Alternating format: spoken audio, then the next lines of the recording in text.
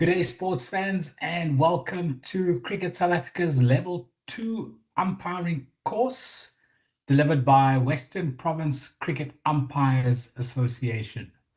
My name is Tom Mokorosi, and as usual, my co-presenter for this course will be Abdullah Steenkamp.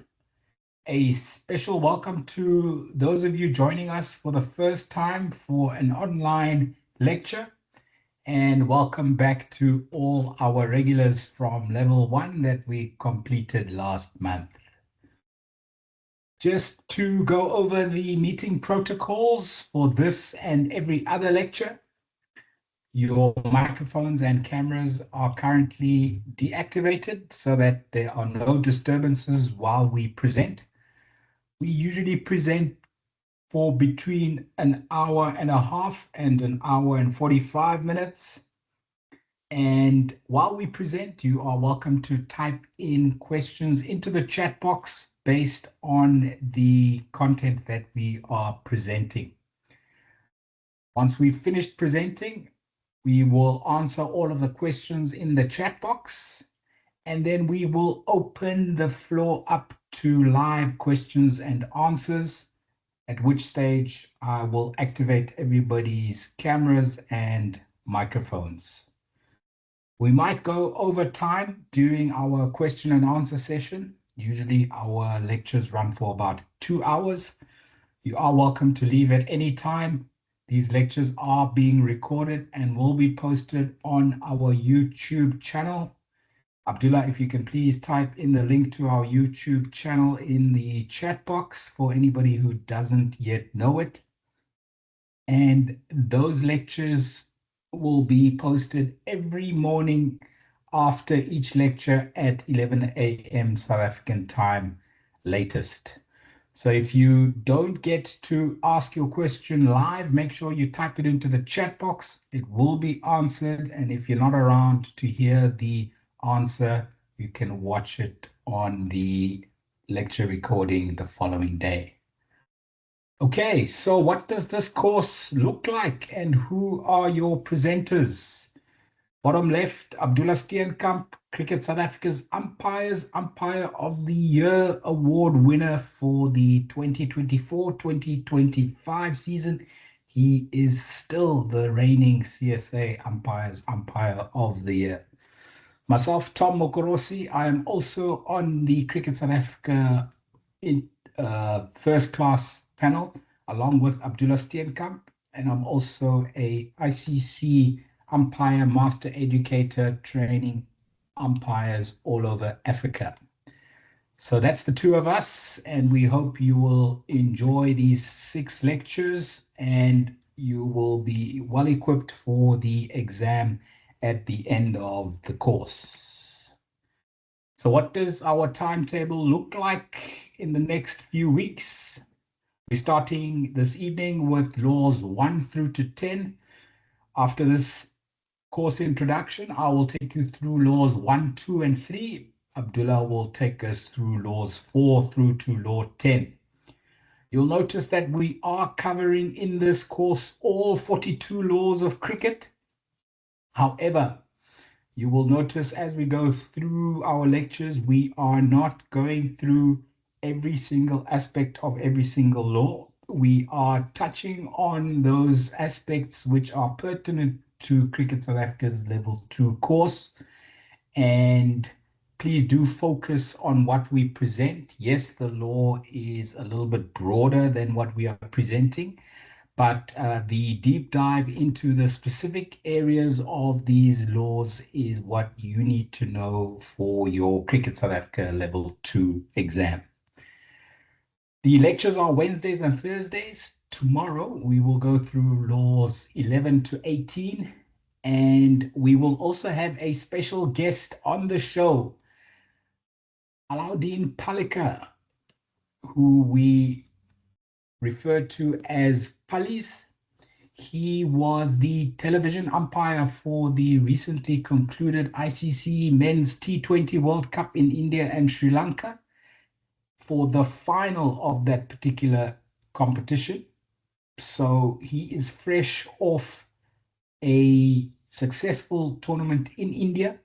And before he goes to Pakistan to umpire in the PSL, the Pakistan Super League, he's going to give up his time to be on the lecture tomorrow from 7:30 South African time.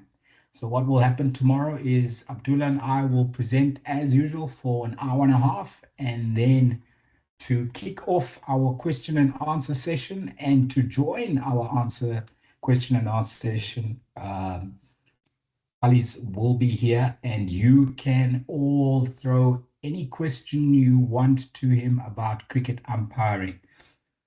So please think about the question that you're going to ask Palis and write it down. Make sure you don't forget it, so that his time is valuably spent with us tomorrow answering very good questions from the floor.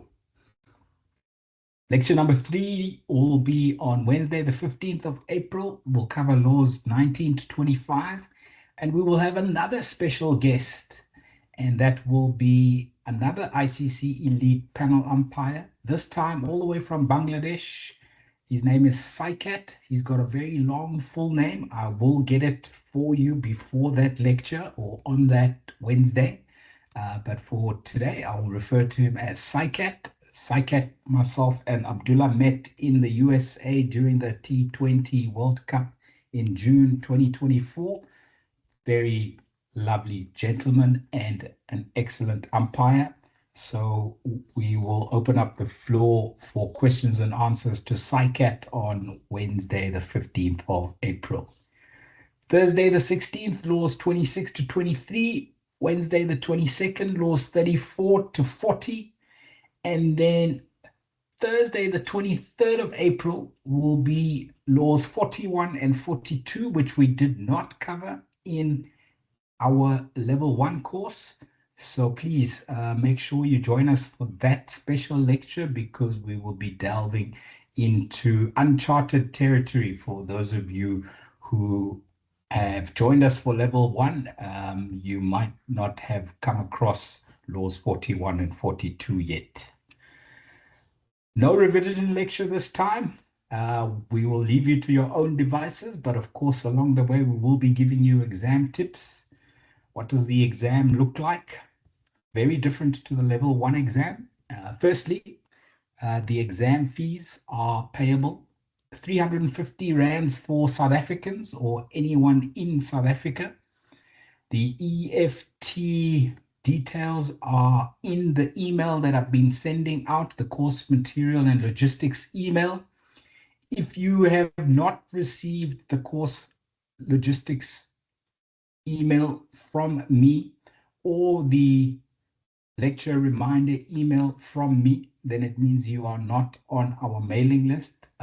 Please punch your email address into the chat box now. I will add you to our mailing list, and you will be sure to get all the lecture reminders by email, as well as all the course material, including lecture recording links. So 350 rands payable into Western Province Cricket Umpires Association, Umpires Association's bank account by electronic funds transfer. It's a standard bank account. And the payment deadline is Thursday, the 30th of April at 6 p.m. South African time. If you are not in South Africa, then your exam fee is different. It is $35. Now, I know that 350 rands is not the equivalent of $35. $35 is about 550 rands on today's exchange rate. But the exam fees are subsidized for South Africans. That's why they are more for those of you who are not in South Africa. So $35 payable into our PayPal account. The link is on the course material and logistics email, as well as the lecture reminder email. If you do not have a PayPal account, please let me know, and we will find an alternative method for you to pay your $35 exam fee.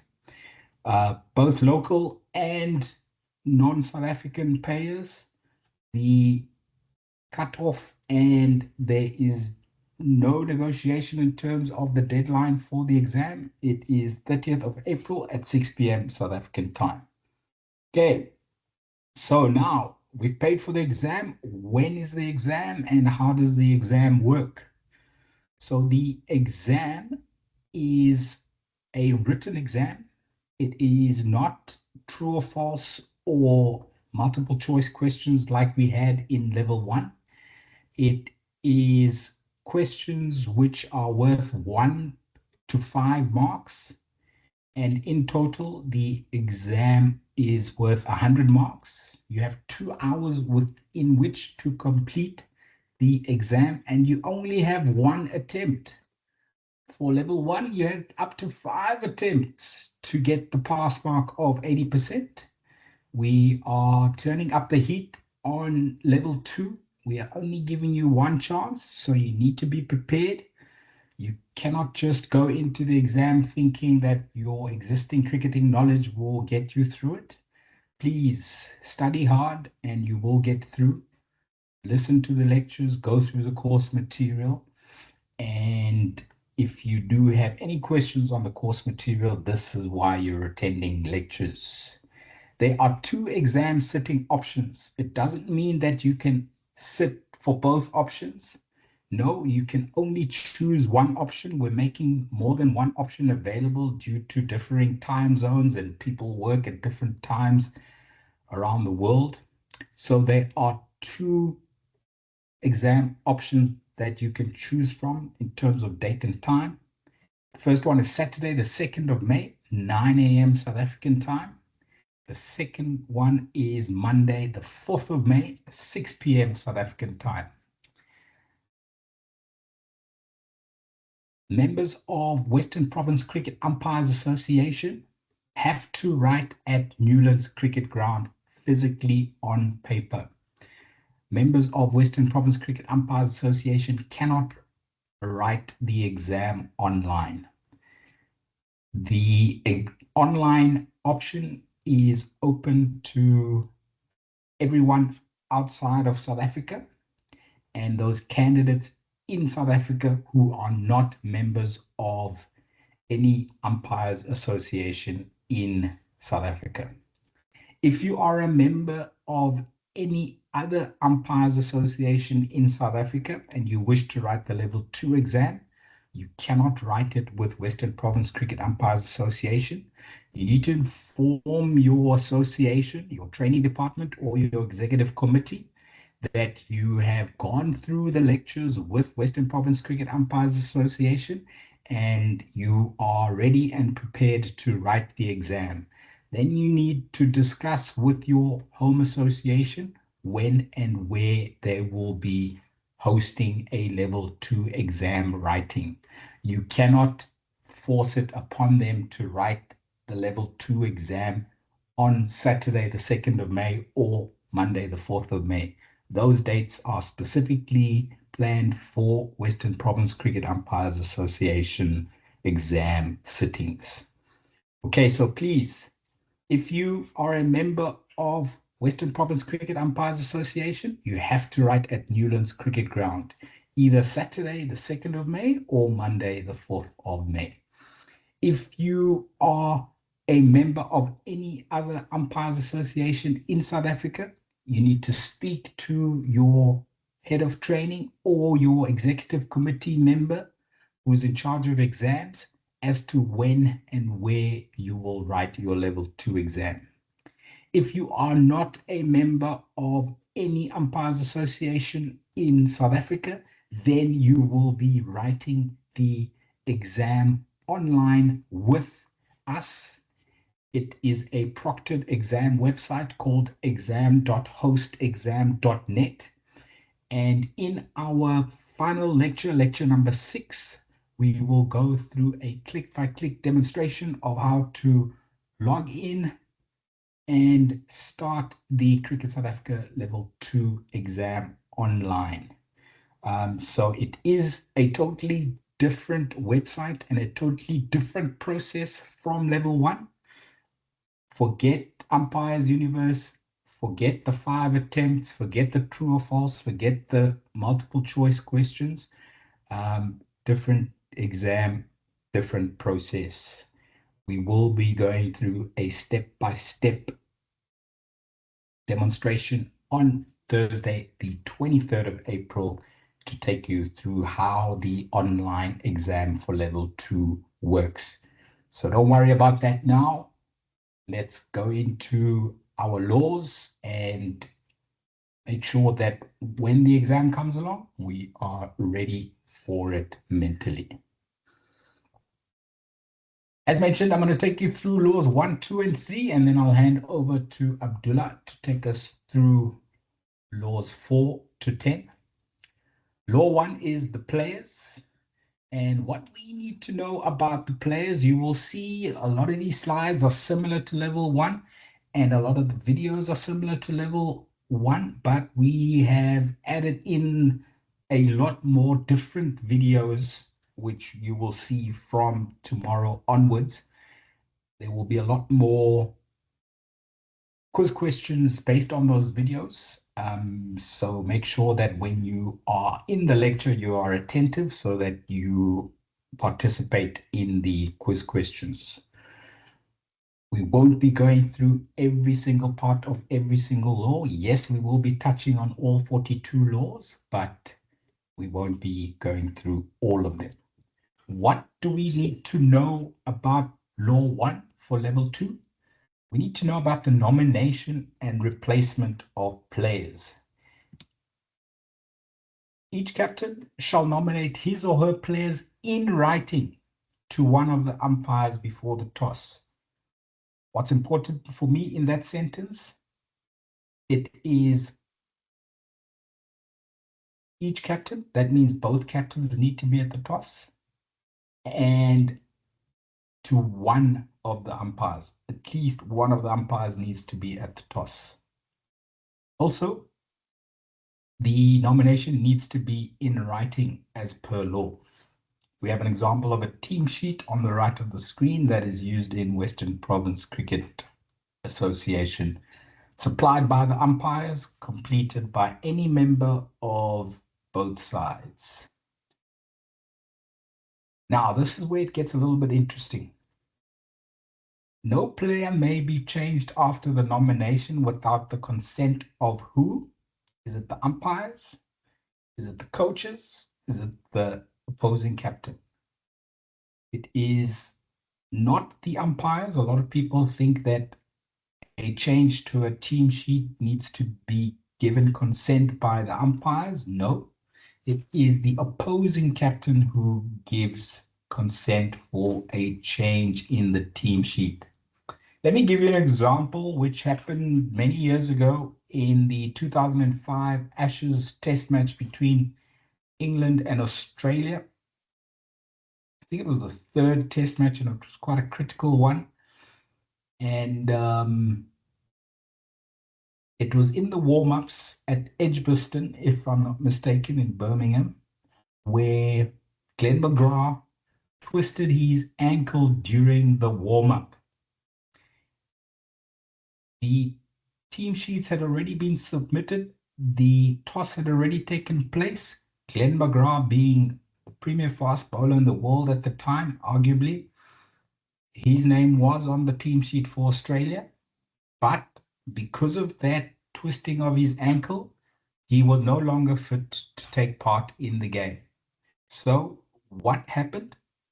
Ricky Ponting didn't go to the umpires. He had to go to the captain of England at the time, Michael Vaughan, to ask if he could replace Glenn McGrath with, I think it was Kasparovich, who ended up playing in Glenn McGrath's place. Okay, so imagine at the bottom of the list on the right, Glenn McGrath's name was number 11. He no longer could take any part in the game because he's twisted his ankle. Ricky Ponting comes up to Michael Vaughan 15 minutes before the start of the day's play. Remember, the toss would have taken place 30 minutes probably before the start of the match. Michael, you can see Glenn McGrath has twisted his ankle. Please, can I replace him with Michael Kasparovich on the team sheet? That consent needs to come from the opposing captain. And the consent was given, and Michael Kasparovich was able to take full part in the game. He could bat and bowl as much as he wanted to, and there wasn't any playing condition about a like-for-like replacement. They could have gotten any one of the squad members to replace Glenn McGrath. But of course, for the balance of the side, it made sense to get a fast bowler to replace a fast bowler.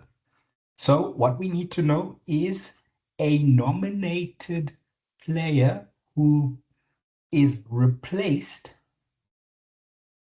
will not take any further part of a match, and that replacement player will take full part in the match. They can bat, they can bowl, and they can even keep wicket and even act as captain if need be.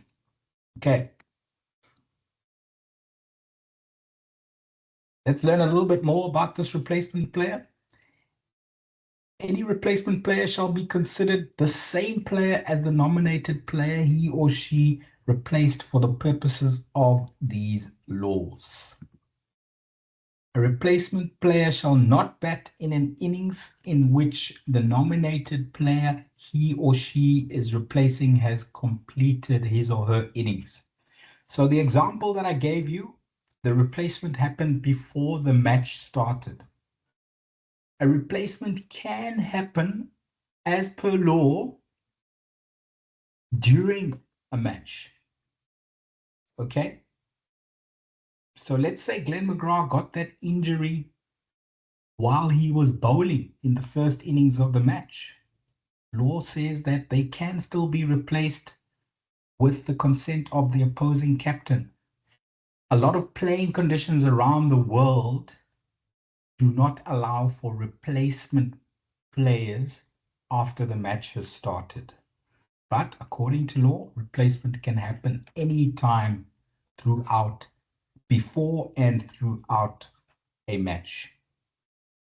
So what this part of the law is saying is that if Glenn McGrath was out batting, and let's say he wasn't batting number 11, let's say he was batting number 8, and then he got injured on the morning of day 2 during practice, and Australia was still batting on day 2 when Kasparovich replaced McGrath. Because McGrath had been out while batting, Kasparovich couldn't bat in the first innings because he's replacing a player that is already out in that innings. Kasparovich could bat in the second innings. Okay, so this is all that this law is telling us. In level 1, we learned about penalty time. So the replacement player will inherit all of any unserved penalty time, warnings, or suspensions that applied to the nominated player that he or she is replacing.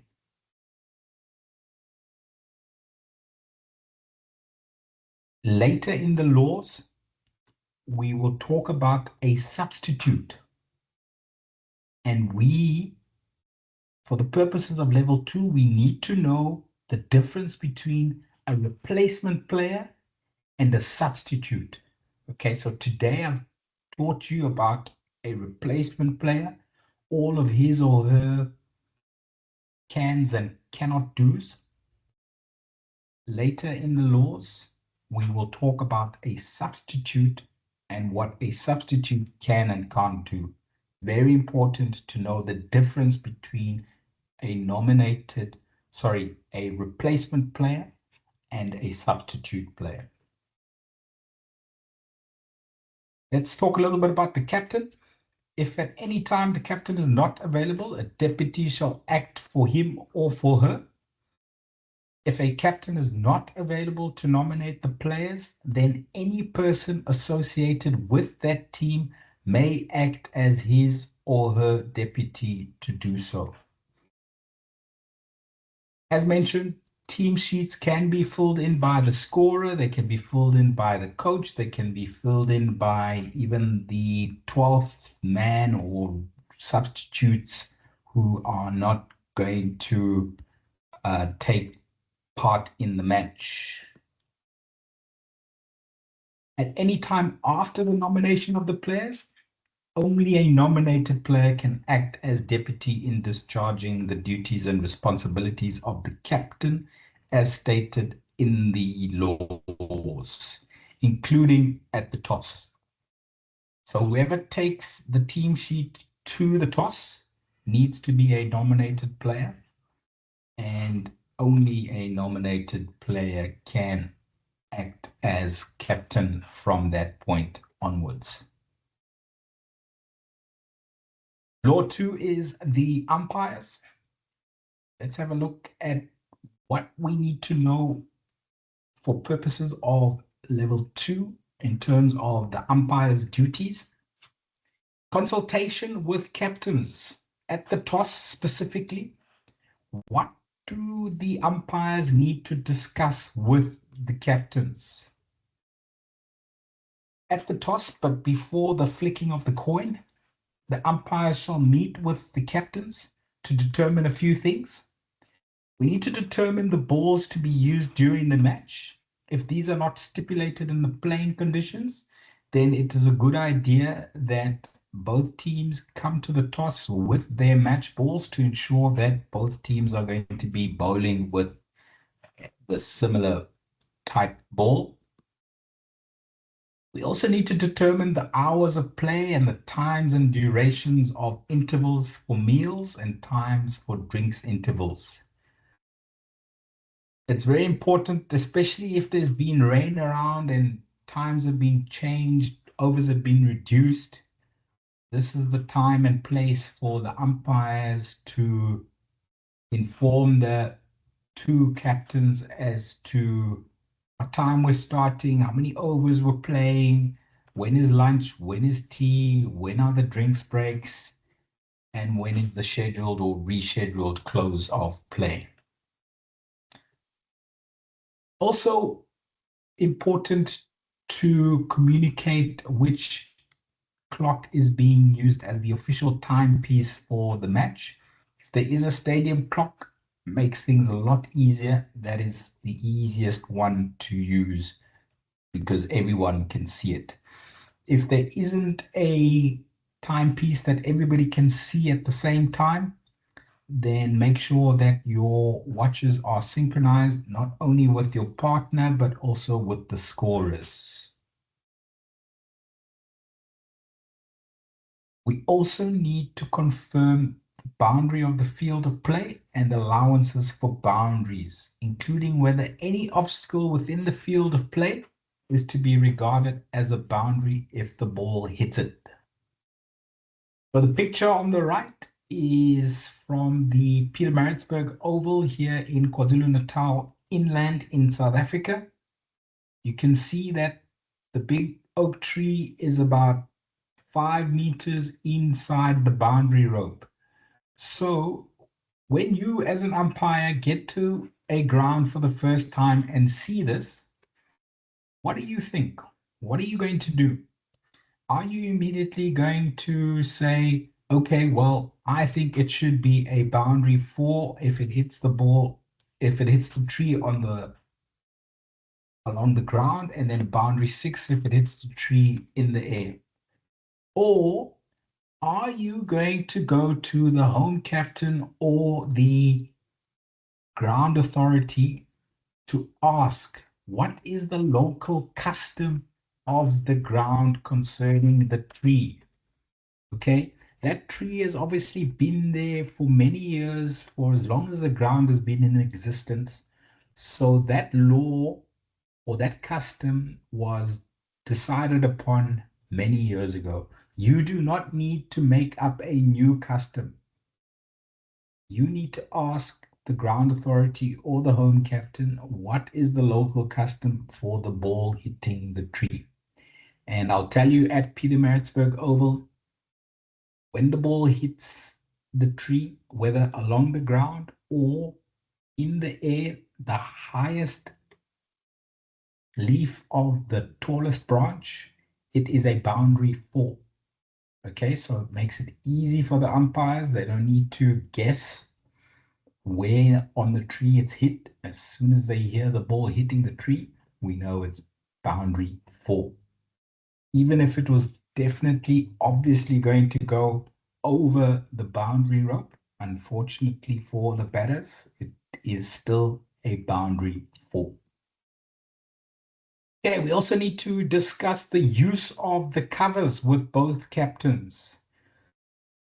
Often the team that is in a losing situation might not want to pull covers. They want the pitch to get wet when it starts raining so that play cannot resume after the rain has stopped because the pitch is too wet.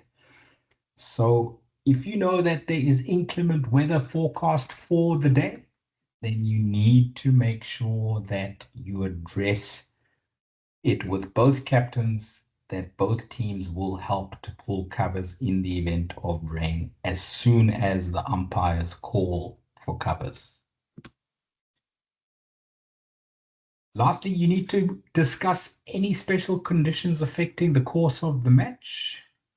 And that could be an elongated lunch break. That could be a late start on day 2 because there's going to be a bicycle race finishing on the ground that will end at 10 a.m. So you can only start at 10:30 on day 2 because you cannot start while there's bicycles on the ground. Whatever the case might be, if there are any special conditions affecting the course of the match, they need to be discussed at the toss as well. So let's have a look at a video from a match between the home team, KwaZulu-Natal Inland, against SA Under-19. This was, I think, in 2023. Just goes to show that the umpire knew the local custom about the tree. The away side, SA Under-19, weren't quite used to the custom or were just not happy that they got denied a boundary 6. It's a single that was brilliantly timed.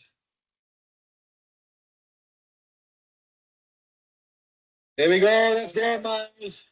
Oh, but it might only be 4 if it touches the tree. That's the biggest 4 you'll ever see. Christo, I mean, cut the trees down here. That's 100-meter 4. Cut the trees down, brother. The best part is when the analysts do the projection like they do in golf, it will be showing a carry of 110 meters, but it's only 4 runs. The biggest 4 I've seen. I mean, Oh. So it's difficult to see the trajectory of the ball, but you can see the fielders looking up into the tree. So that was well hit by Matthew Boast into the tree and would have easily, comfortably cleared the boundary. But the local custom is, even if the ball hits the highest branch of the highest leaf of the tallest branch, it is still boundary 4, as signaled by my colleague Katson Tuli. And then I just want to highlight a good piece of umpiring by Katso. When the ball came back, he asked the bowler to give him the ball so that he could check that the ball was not damaged or has gone out of shape because it hit the tree. So a good bit of umpiring practice there by Katso Tuli. What else do we need to know about Law 2 for Level 2? We need to know that the umpires are the sole judges of fair and unfair play.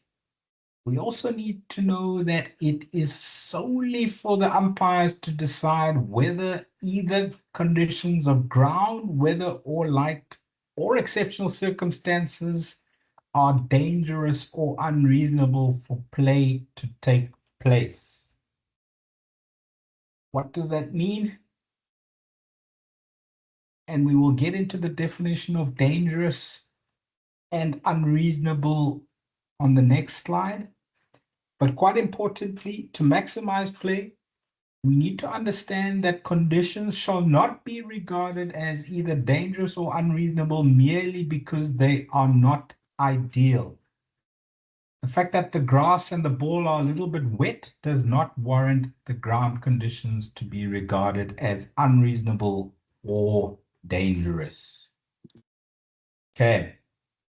So when will conditions be regarded as dangerous?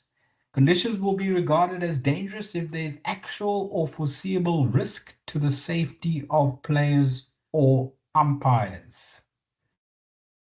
And when will conditions be regarded as unreasonable? If, although posing no risk to safety, it would not be sensible for play to proceed, then we will regard the conditions as unreasonable. A good example of unreasonable conditions is a dust storm. It is not likely to cause physical ill to any player, but you cannot see the ball well during a dust storm, so you cannot continue with play in such conditions. What do we need to look out for as umpires? We need to look out whether conditions are so wet or slippery that they deprive the bowler of a reasonable foothold, especially fast bowlers when they land back foot and front foot. They cannot be slipping. That would be dangerous if they do. The fielders need to have power of movement. You should not feel the earth move under your feet as an umpire or a fielder. That presents danger in terms of fielders executing their duties. The batters need to have the ability to play their strokes and to run between the wickets freely without fear of slipping. If we have any such slippery conditions or soft, muddy, wet underfoot conditions, they shall be regarded as dangerous and unreasonable for play to take place. So if at any time the umpires agree that the conditions of ground weather or light or any other circumstances are dangerous or unreasonable, they shall immediately suspend play or not allow play to start or recommence. If play is in progress and the umpires do not agree about such conditions, they shall immediately suspend play. What does that mean? That means this is the only place in the law where umpires do not have to agree. It means that if one of the umpires feel that conditions are dangerous or unreasonable, play shall not start or continue. When there is a suspension of play, it is the responsibility of the umpires to monitor conditions. They shall make inspections as often as appropriate, unaccompanied by any players or officials. This is very important because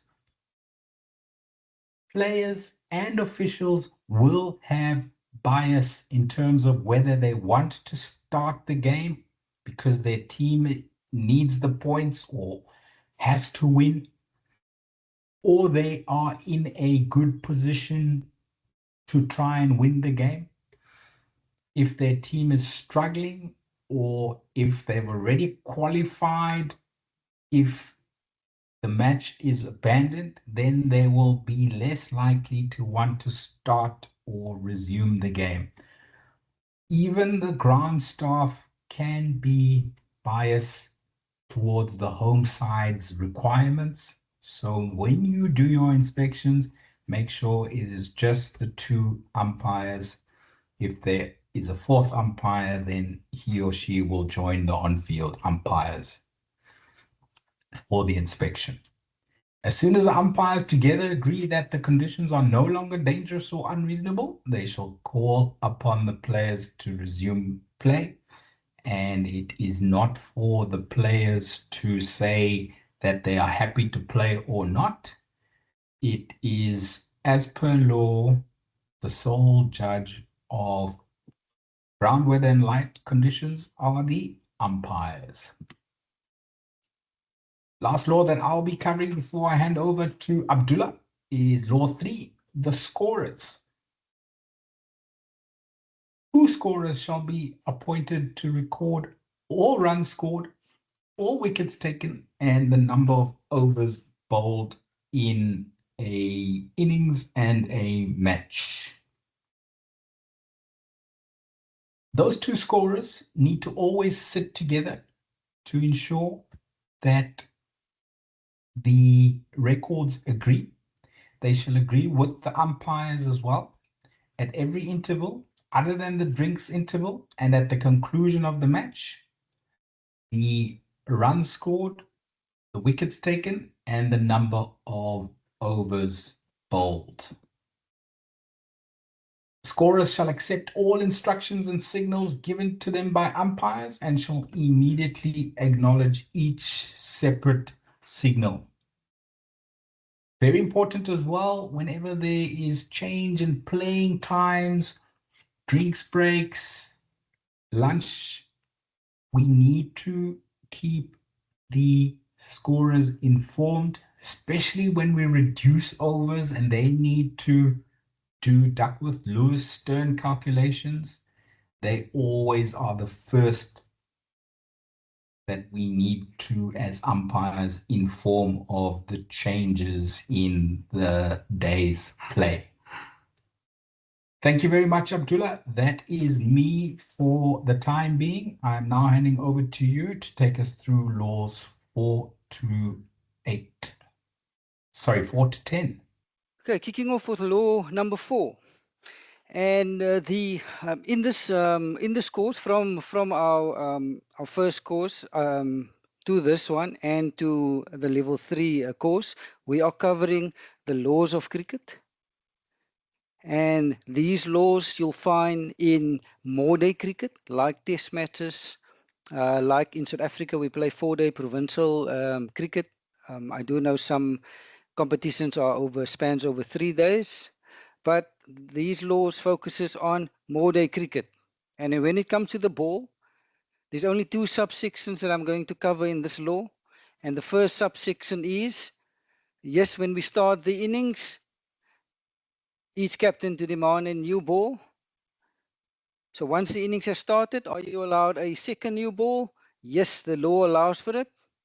And that is after 80 overs are bowled. Only after 80 overs. So yes, the option is there is on the table for the fielding captain to take a new ball after 80 overs. If the captain feels like he or she wants to continue bowling with the current ball, absolutely no issue. But after 80 overs, the option is there for the fielding captain to take a new ball. So what happens if a ball becomes lost or unfit for play? What do? The law guides us. The law tells us if the ball cannot be found or recovered, or the ball do become unfit, you are allowed to replace the ball. Who is allowed to replace the ball? The umpires, and only the 2 umpires, they shall choose the replacement ball. What criteria do they use to choose a replacement ball? The only thing they need to take into account is the ball needs to have had comparable wear and tear to with that which the previous ball had received before the need to replace the ball. So if a ball gets hit out of the stadium or into the river, there's now a need to replace the ball. The two umpires and they alone. Fielding captain has absolutely no say. The two batters have no input with regards to the choosing of the replacement ball. It's for the two umpires and for them alone, and they then need to use the criteria comparable wear and tear. The bottom of this pick is a ball gauge. We use this ball gauge, and this ball gauge is used if a ball do become out of shape. If it goes through the ball gauge, it's still in shape. If we cannot get it to go through the ball gauge, that means the ball is out of shape and needs to be replaced. And as soon as the two umpires, they've decided on the replacement ball, they will then inform the fielding captain and the batters. No need to ask their permission. They've made their decision. They've chose the replacement ball. They will then just inform them that yes, the ball has been replaced, and they'll toss it to the fielding captain. Law 5, which is the bat. Two subsections under this law that I will cover. The first subsection is when does the ball make contact with the bat? So contact between the ball and any of the following is seen as per the law as the ball has been made contact with the bat.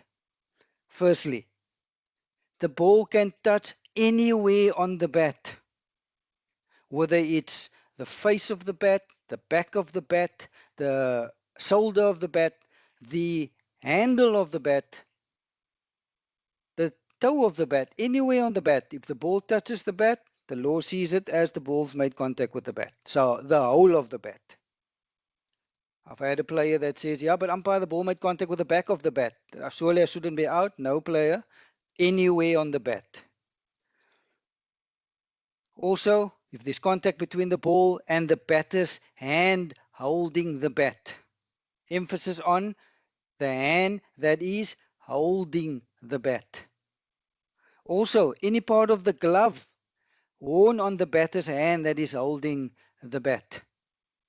And then lastly, any additional materials. If the ball touches it, like all bats have a grip, some bats have a toe guard. Those are two examples of additional material.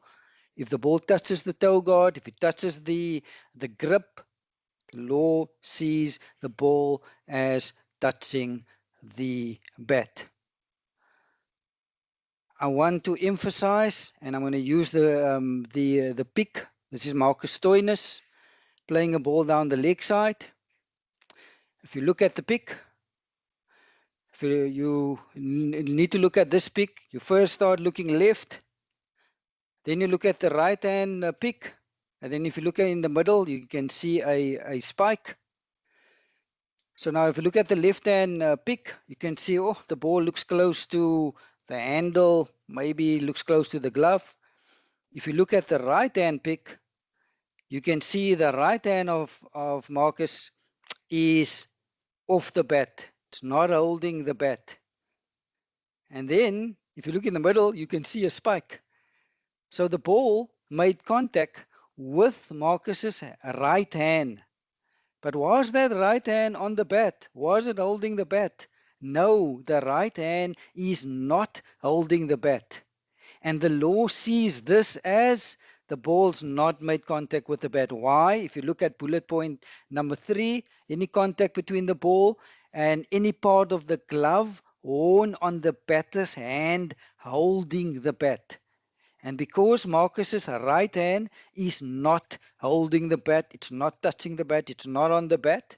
And yes, even though the ball made contact with the right hand glove, this is seen as the ball not being made contact with the bat. This is seen as the ball made contact with Marcus's person. So it needs to, the hand needs to be on the bat. Any part of the hand or the glove worn on the batter's hand that is holding the bat, and if that is the case, there's been contact with the ball, and that is seen as, per the law, as touching the bat.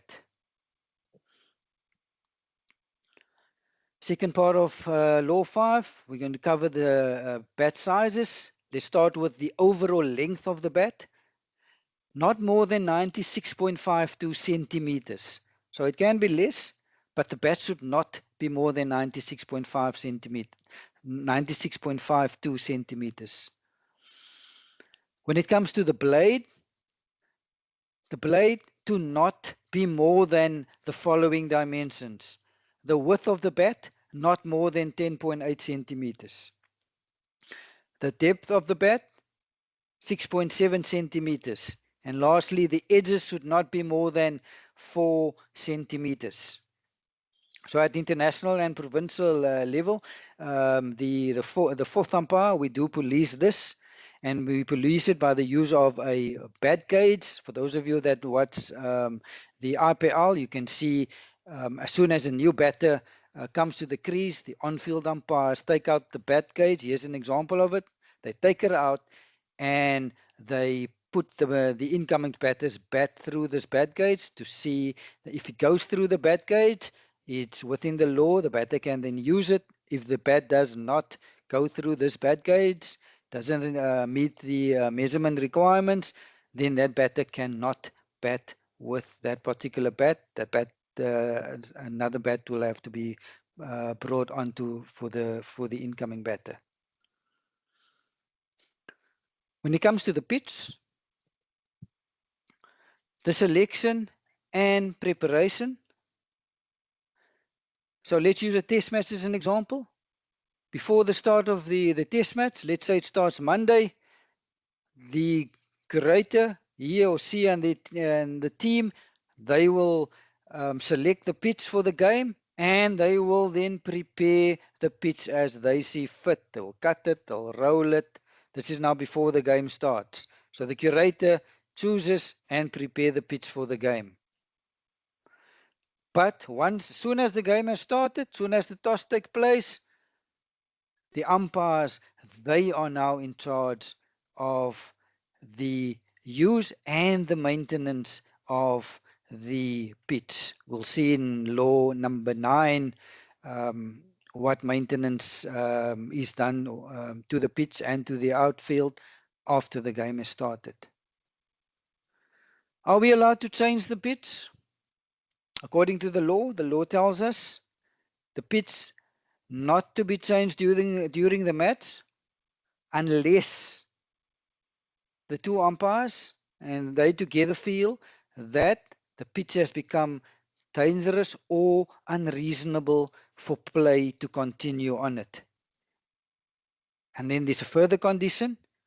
If the umpires feel that the pitch is now dangerous or unreasonable, then they need the consent of both captains for the pitch to be changed.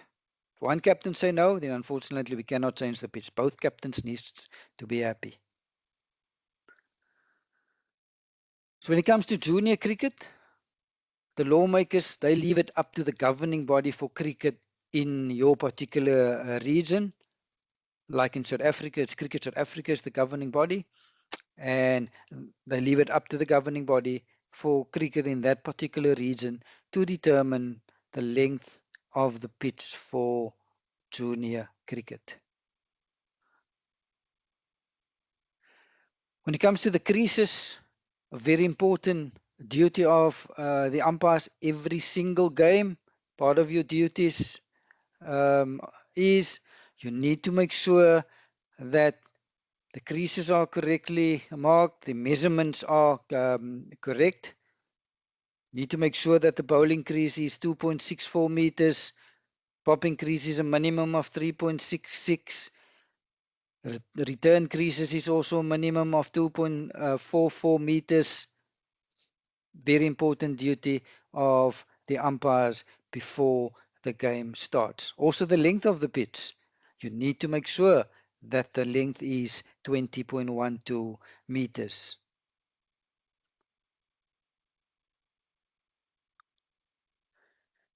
When it comes to the wickets, there's only one subsection that I'm going to cover when it comes to the wickets, and that is what happens if the umpires decides to dispense with the bails. So don't get confused between the under law 29. You'll see there are instances where while the ball is in play, let's say the wind blows off the bails, or the bowler knocks off the bails, or a fielder knocks off the bails while the ball is in play. We'll cover that when we get to law 29. When the wicket is down, we'll see how to put the wicket down if the bails get put on the floor accidentally while the ball is still in play. Under Law 8, the umpires decided to dispense with the bails due to, let's say, high winds, strong, let's say, gale force winds blowing, and it keeps on blowing off the bails. The law allows for the umpires to dispense with the bails. There are a condition. If you do decide to dispense with the bails, you need to take the bails off from both ends. You cannot just take it off from the one end. And I had many games where somehow, and it is amazing, where the bails would only fall off at one end. The other end would be fine. I find that amazing, but this happened in many a game. And when I was a player, we thought, oh, it's only blowing off from the one side, so we'll only take it off on the one side. We'll leave the bails on at the other side. No, the law tells us if you do decide to remove the bails due to high winds, you need to take it off from both ends. And as soon as the wind dies down later, please put the bails back on, because the law changes as soon as you remove the bails in terms of putting the wicket down. In a level 2 course that I did a few years ago, I'm going to play you a video, and where I will explain how to put the wicket down if the umpires decided to remove the bails, let's say due to high winds. Tom, if there are no sound, just let me know.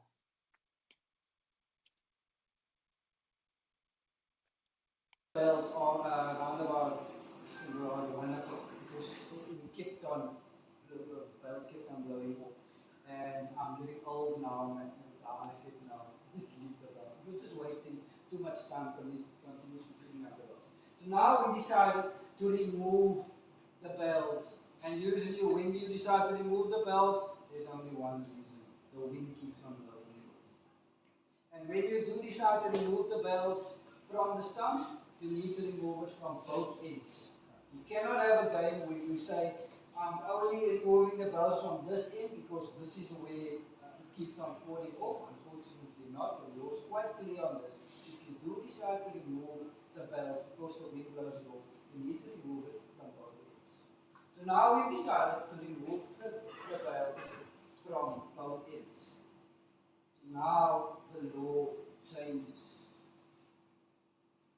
All the law now tells us, once you decide to remove the bails, is the ball now just needs to touch any of the stumps.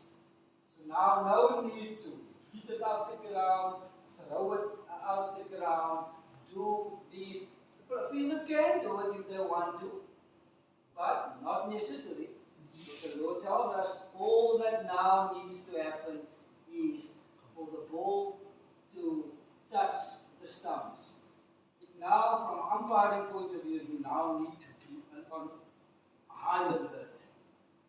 because remember the ball just needs to touch the stumps and it can be difficult. I had arguments already in my umpiring career, took off the bells and the fielding side would say, yeah, but umpire, it kissed the stumps. Batters, obviously the batter's going to say, no, it didn't touch the stumps. What you need to do is you need to go and consult your colleague. Ask your colleague, did he hit the stump? Yes or no? If you're not sure, what do you do as umpires? Benefit goes to the batter. You must be 100% sure that either of you saw the ball at least touching the stumps. If not, give the benefit to the batter.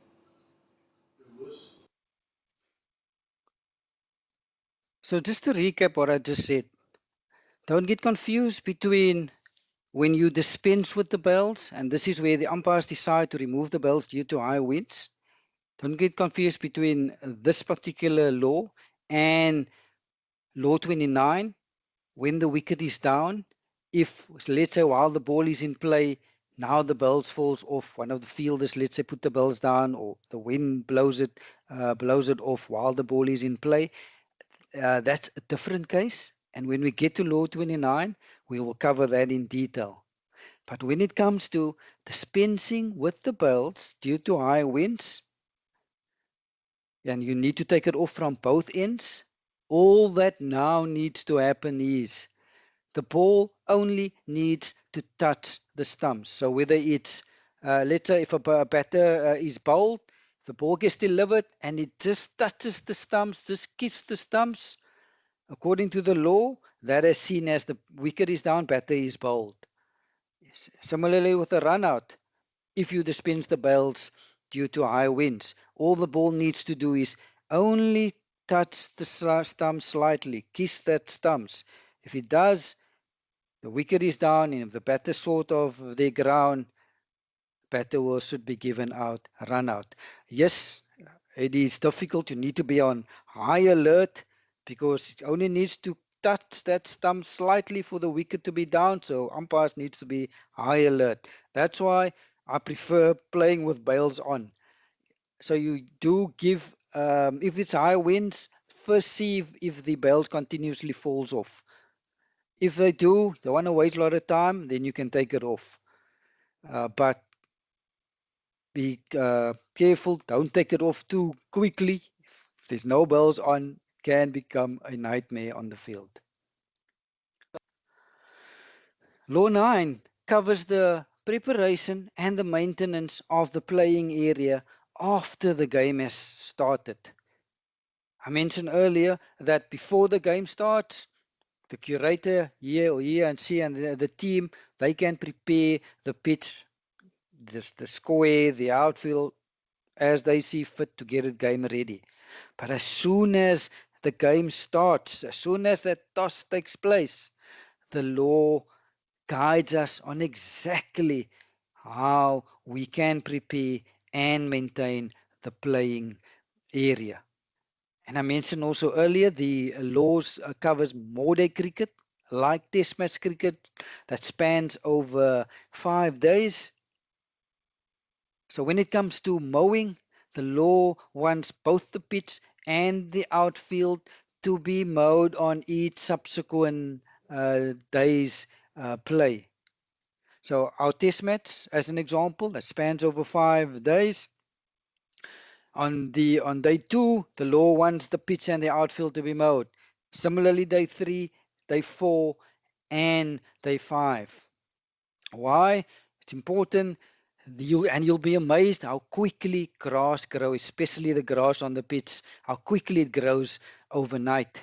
So if you're just going to leave it, and because the pitch, the grass grows so quickly, that the conditions of the pitch will definitely change in terms of the grass.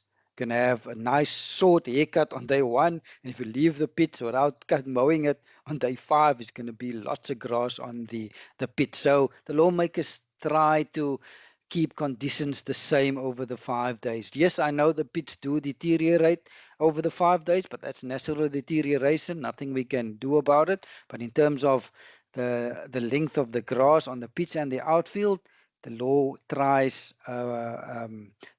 guides us by trying to keep it the same over the 5 days, hence the pitch to be mowed as well as the outfield. So it needs to be mowed on day 2, day 3, day 4, and day 5.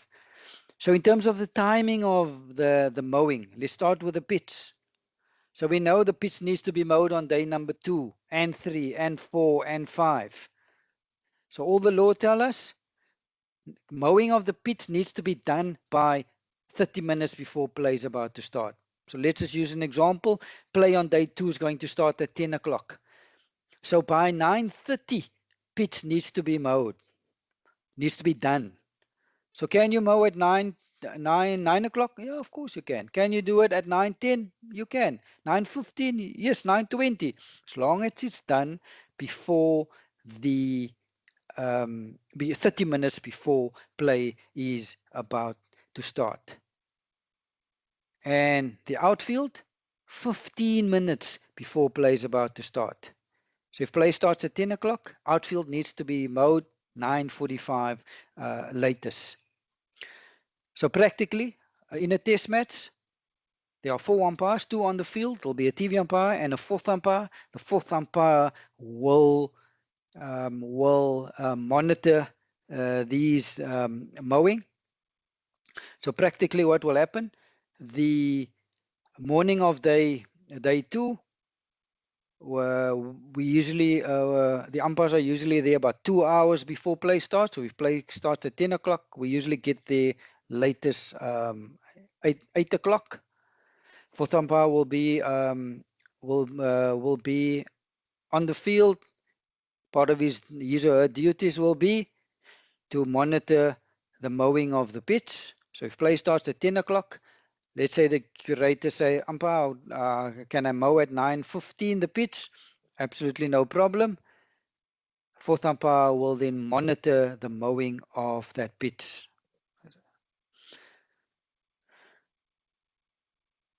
Secondly, when it comes to clearing of debris from the pitch, what is this debris? This debris is those loose stones, pebbles that get scattered over the pitch while bowlers deliver the ball, while batters run.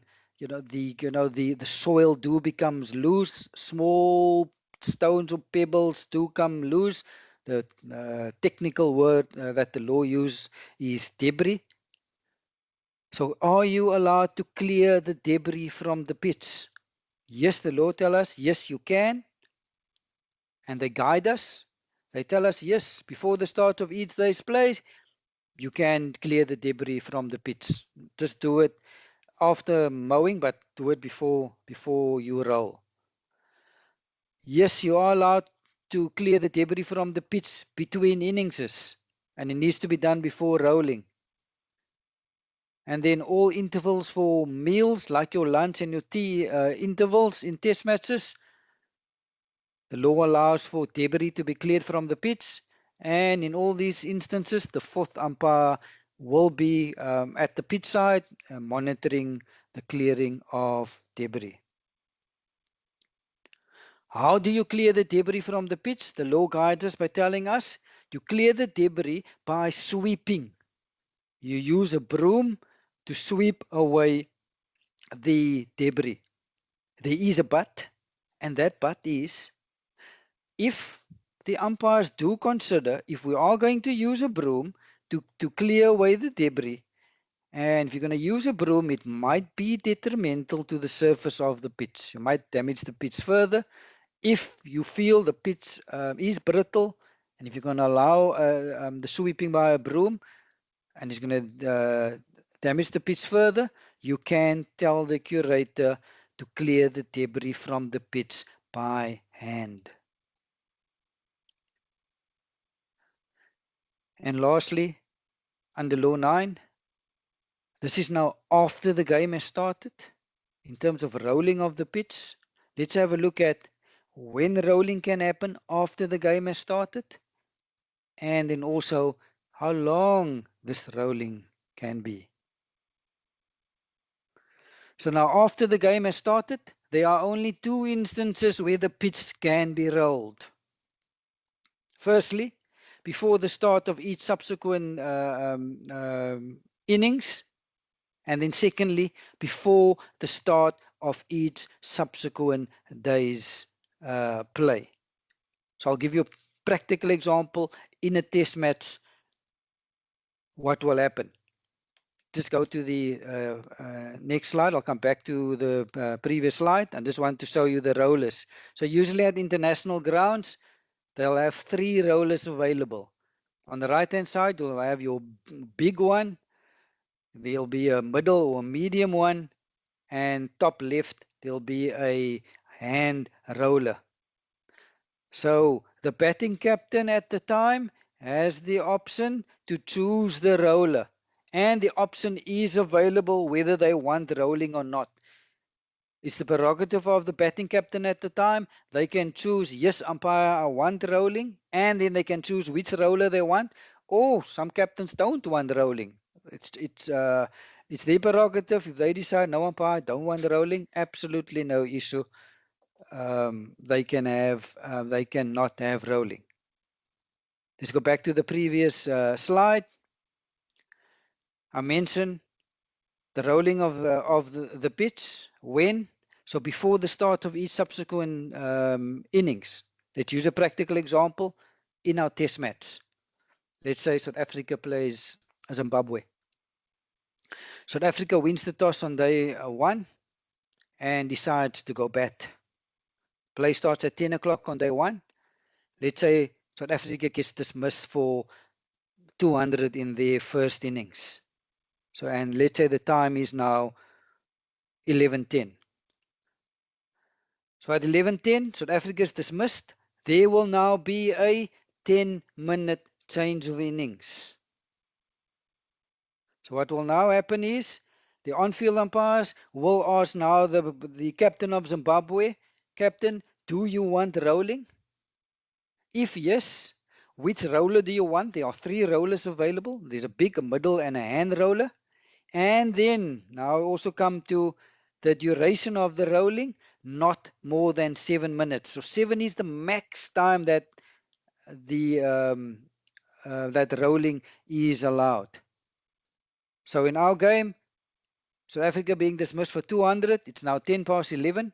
There'll now be a change of innings from 10 past 11, and Zimbabwe will need to face their first ball at 20 past 11. So in this 10 minutes, batting captain of Zimbabwe will now have the option. Yes, do you want rolling? Yes, umpire. Which one? I want the big one. How long? Give me the full 7 minutes. The 4th umpire will then supervise the rolling of the pitch of the big, using the big roller for 7 minutes. So now let's say Zimbabwe go bat and they get dismissed for 250 in their first innings. So it's now South Africa is going to now have to go bat in their second innings. And let's say so Zimbabwe is dismissed on the morning of day 2 at 10:30. So at 10:30 there will be a change of innings from 10:30 till 10:40. South Africa will face their first ball in their second innings at 10:30. At 10:40, the umpires will ask the captain of South Africa. It's now this before the start of your innings, Cappy. Do you want rolling? And if yes, which roller? And then how long? So let's say captain says, yes, umpire, I want rolling. Give me, I want the medium roller, and I want them to roll for 3 minutes. Absolutely no problem. So 4th umpire will supervise the curator using the medium roller for 3 minutes. And exactly the same will happen when Zimbabwe start their second innings whenever. Let's say on day number 4 they start their second innings. Same principle will apply. 4th umpire will supervise the rolling. So that's the first instance after the game has started when rolling will be allowed before the start of each subsequent innings. The second instance where rolling will be allowed before the start of each subsequent day's play. So before the start of day 2, rolling to be allowed. Before the start of day 3, rolling to be allowed. Similarly, day 4, similarly, day 5 in our test match. So practically what happens? Let's just get to the timing of the rolling, and I'll give you a practical example of how the rolling works before the start of each subsequent day's play.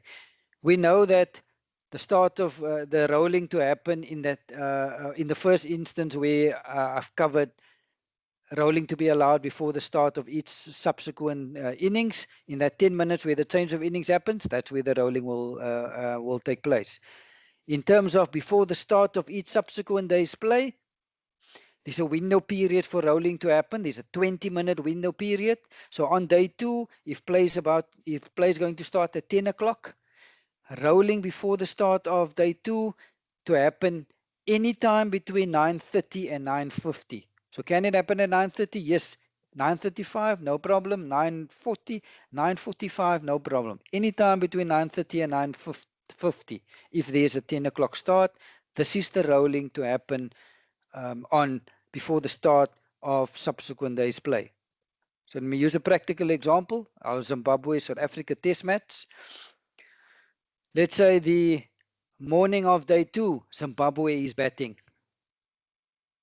So we'll get to the ground at 8 o'clock. There's a 10 o'clock start. So what the fourth umpire will do, the fourth umpire will go to the captain of Zimbabwe. They are batting on the morning of day 2. So captain of the fourth umpire will go to the captain of Zimbabwe. Cappy, do you want rolling this morning? And if yes, which roller? And then for how long? Yes, umpire, I want the big roller and want the full 7 minutes. The fourth umpire will then relay that info to the curator, and then the fourth umpire will then supervise this rolling. And the fourth umpire will make sure that this rolling happens on the morning of day 2 within the window period. So play starts at 10 o'clock. We'll give the go-ahead to the curator. By 9:30, curator, you can start rolling for 7 minutes using the big roller. Another example, let's say South Africa is batting the morning of day 2, of day 3. Fourth umpire will do exactly the same. We'll go to the captain of South Africa. Cappy, do you want rolling? If yes, which roller? And then for how long? If the captain of South Africa tells you, no umpire, I don't want any rolling this morning, absolutely no issue. We will then just relay that to the curator, informing the curator, no rolling to happen this morning before play is about to start.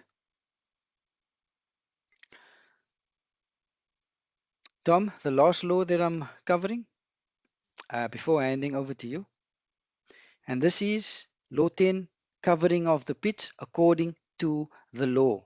So this is covering of the pitch after the game has started. So before the game has started, the curator, he or she and their team, they're in charge. They can cover the pitch, the square, the field as they see fit. But as soon as the game has started, the law guides us in terms of when it comes to covering of the pitch, umpires, your responsibility now. So now what needs to happen? In our test match, pitch needs to be covered on each night of the match, and then also in inclement weather, like if there's rain around, you need to cover the pitch. So practically what will happen? So in our Zimbabwe South Africa test match, let's say play starts at 10 o'clock on day 1 and ends at 5 o'clock. So after the day's play, the curator then needs to cover the pitch, and that covering needs to stay overnight.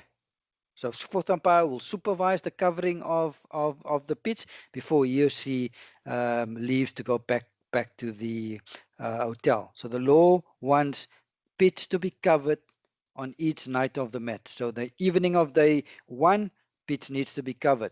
Similarly, evening of day 2, before fourth umpire leaves, that pitch needs to be covered. Similarly, day 3, and day 4. Also, obviously, if it rains, pitch needs to be covered. So when you say the pitch, law guides us by telling us please cover the whole pitch and then a minimum of 1.22 meters beyond at each end. So not just the pitch 20.12 meters, please take it 1.22 meters beyond. This is the guide, the lines that the law gives us in terms of covering the pitch, and where possible, the bowlers run-ups also needs to be covered. You've seen in those of you that did level 1 with us, you saw the different types of covering. There are playing conditions that allows for the square to be covered, even the whole ground to be covered. Absolutely no issue. But in terms of just the law just tell us cover the pitch and 1.22 meters beyond, and if possible, the bowlers run-ups. And then lastly, the removal of covers. So I've mentioned in the previous slide, please, at the end of day 1, that pitch needs to be covered.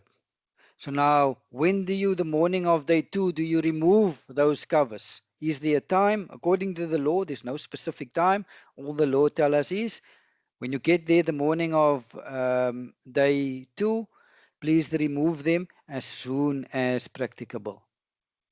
And then when it comes to you cover the pitch due to inclement weather like rain.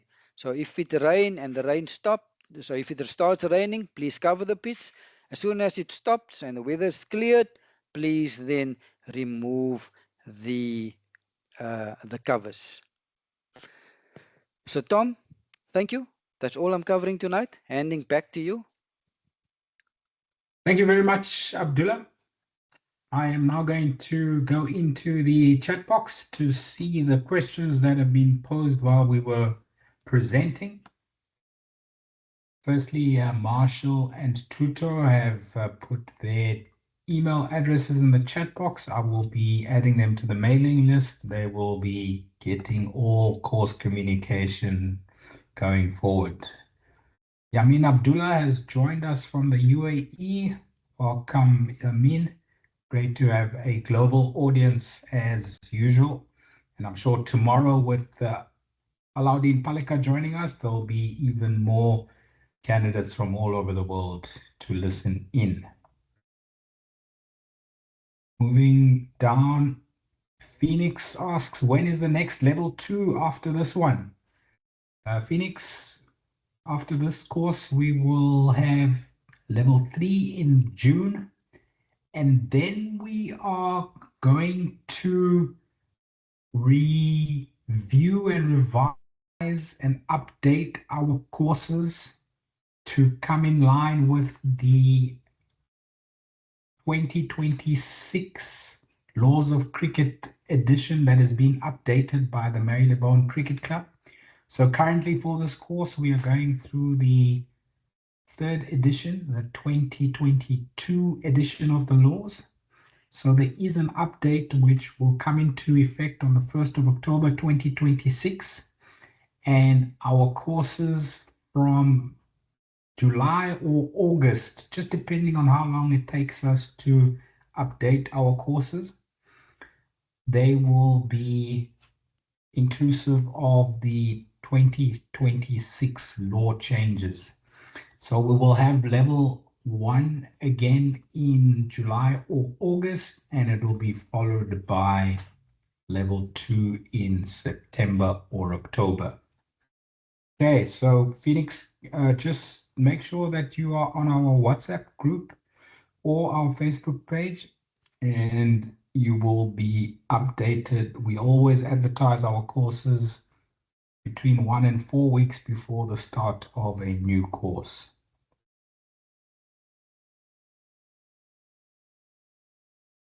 Scrolling through the chat box, Pamela asks, we encounter with some of our captains saying they are not sure with the rules regarding a replacement player and a substitute player.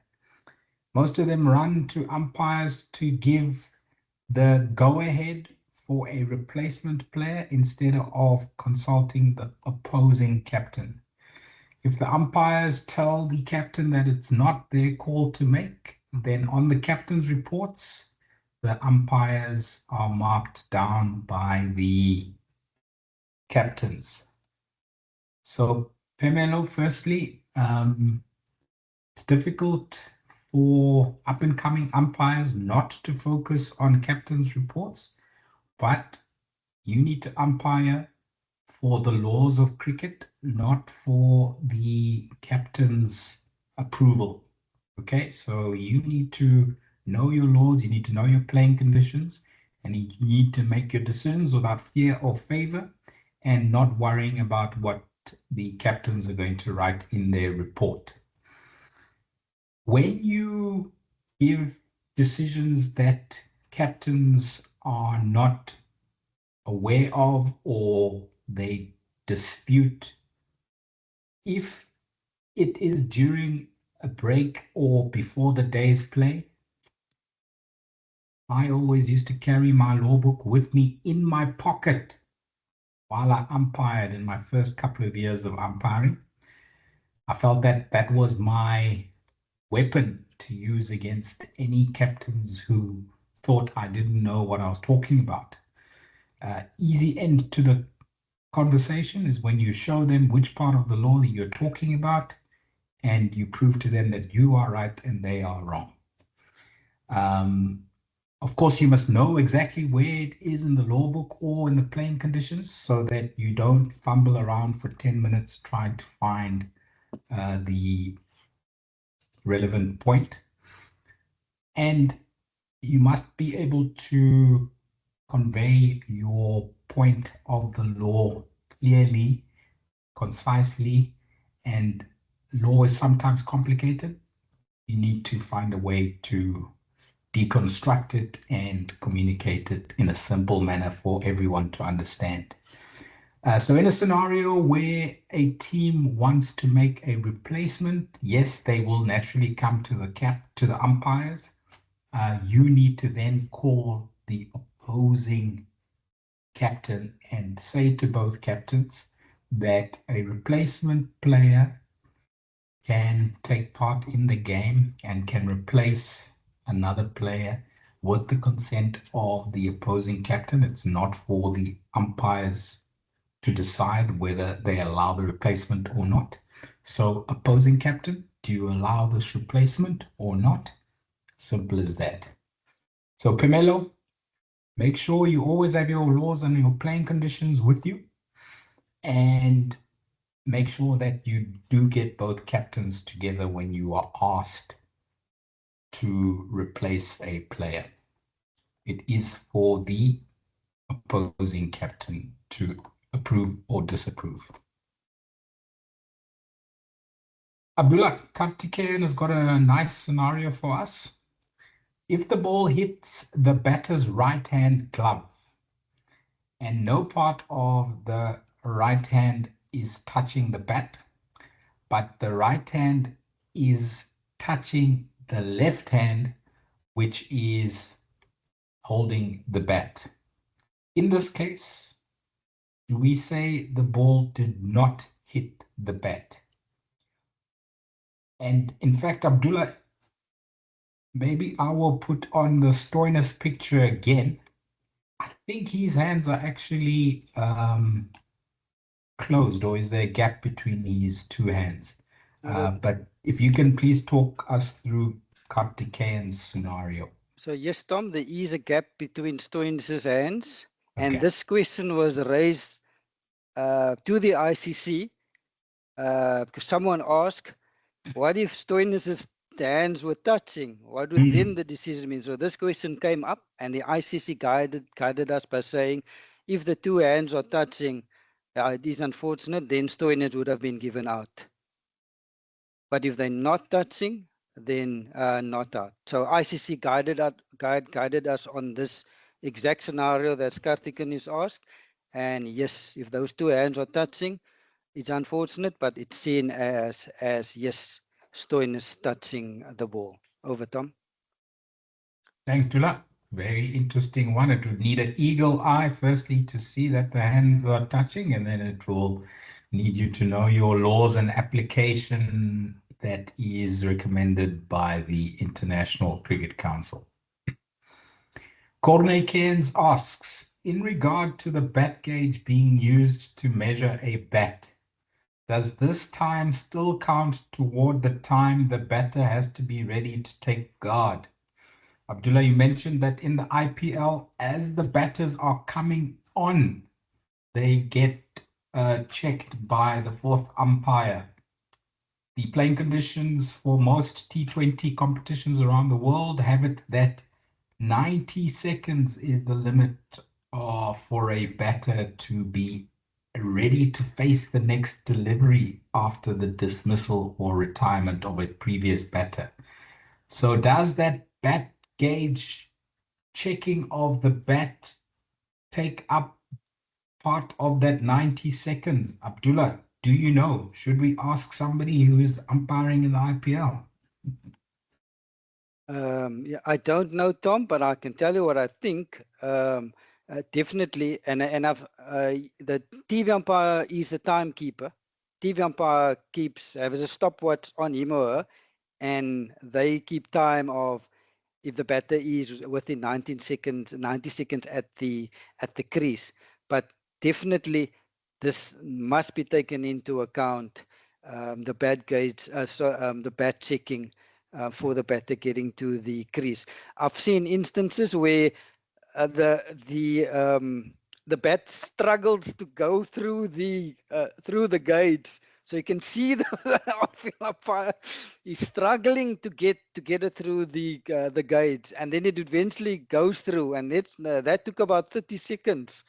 And there was an instance where one of the players, the bat did not go through the gauge, and they had to get a replacement bat. So yes, that time definitely was taken into account. Fielding side cannot now appeal, and say, yeah, but he wasn't there within 90 seconds. Changing of the bat was taken into account as extenuating circumstances. Over, Tom. Thanks, Dula. Kartikeyan goes on to ask, in exceptional circumstances, if we change the pitch or the grounds in total, should we restart the match from the beginning? Do we have a new toss? And do we start batting from over number 1 of the match? Or do we continue from where the original match was interrupted due to an unsafe pitch? Abdullah? So Tom, the law is it's not clear. It just speaks about when you're allowed to change the pitch or not. But we get guidance by the ICC via their playing conditions on exactly how to handle if you do get a case where there is a need for the pitch to be changed. So the ICC via their playing conditions guides us by telling us, if the umpires consider that, let's say, the pitch has now become too dangerous or unreasonable, then they say, we'll get the match referee and both captains involved, and we'll see if the pitch can be repaired. If the pitch can be repaired, we will then continue where we left off. If the pitch can not be repaired and we cannot change it, this game will then be abandoned and seen as a draw. They do go further by saying, so if the pitch cannot then be repaired, and especially if it happens on day 1, so I mean there's like literally 5 more days left. So if you can get perhaps a new venue, the two boards can agree on a new venue for this test match to be played. Now the ICC say, okay, we've now gone to a new venue. We'll have to then start afresh with nominations and toss, etc. Over, Tom. Perfect. Thanks, Dula. Next question is from Chukwuka Ogbue. If the ball hits the batter's helmet, would the batter be out caught? Chukwuka, the ball needs to make contact with the bat before a catch can be taken. Abdullah took us through when the ball is deemed to make contact with the bat. There are various scenarios. If the ball only hits the striker's helmet and is then caught by the fielding side, that is not out. The striker's helmet, when worn, is considered to be part of the person of the striker, not part of the bat of the striker.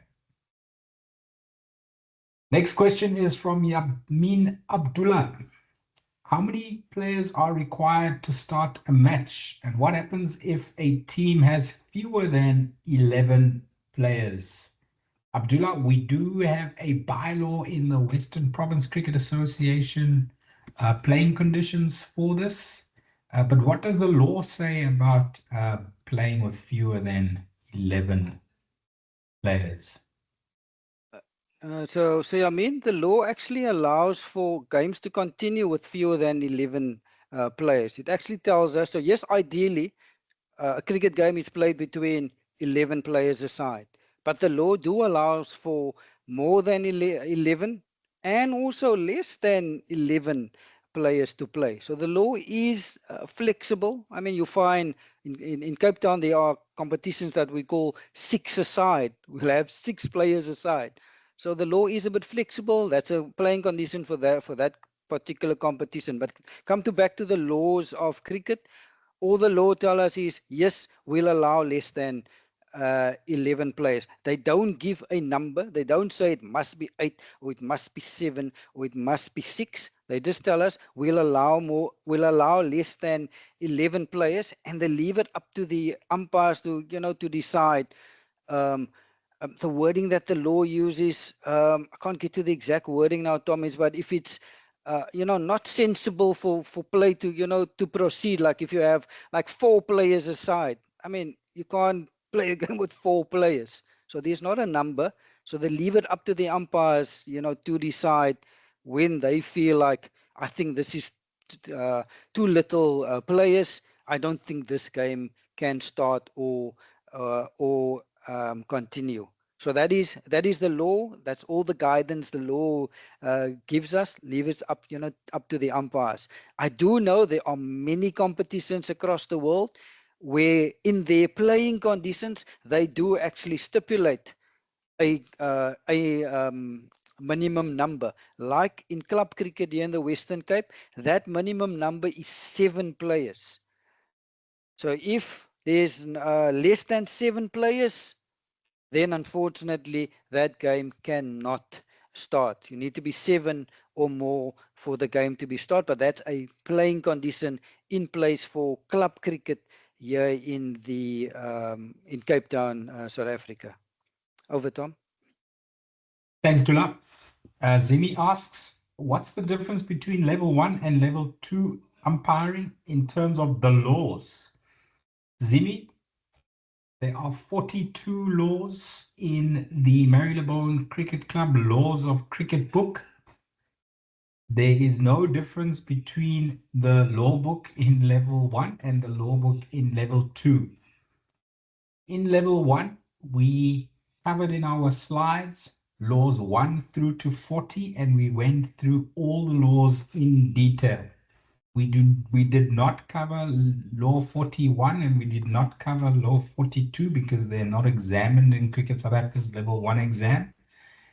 In level 2, we are covering laws 41 and 42. We're covering all 42 laws, but we're not covering all the detail of all the laws.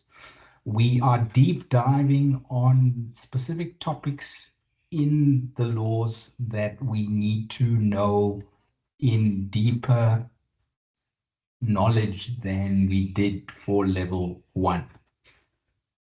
The questions in the Cricket South Africa level 1 exam were all true or false and multiple choice questions. In the Cricket South Africa level 2 exam, we need long answers The mark allocations for answers are between 1 and 5 marks.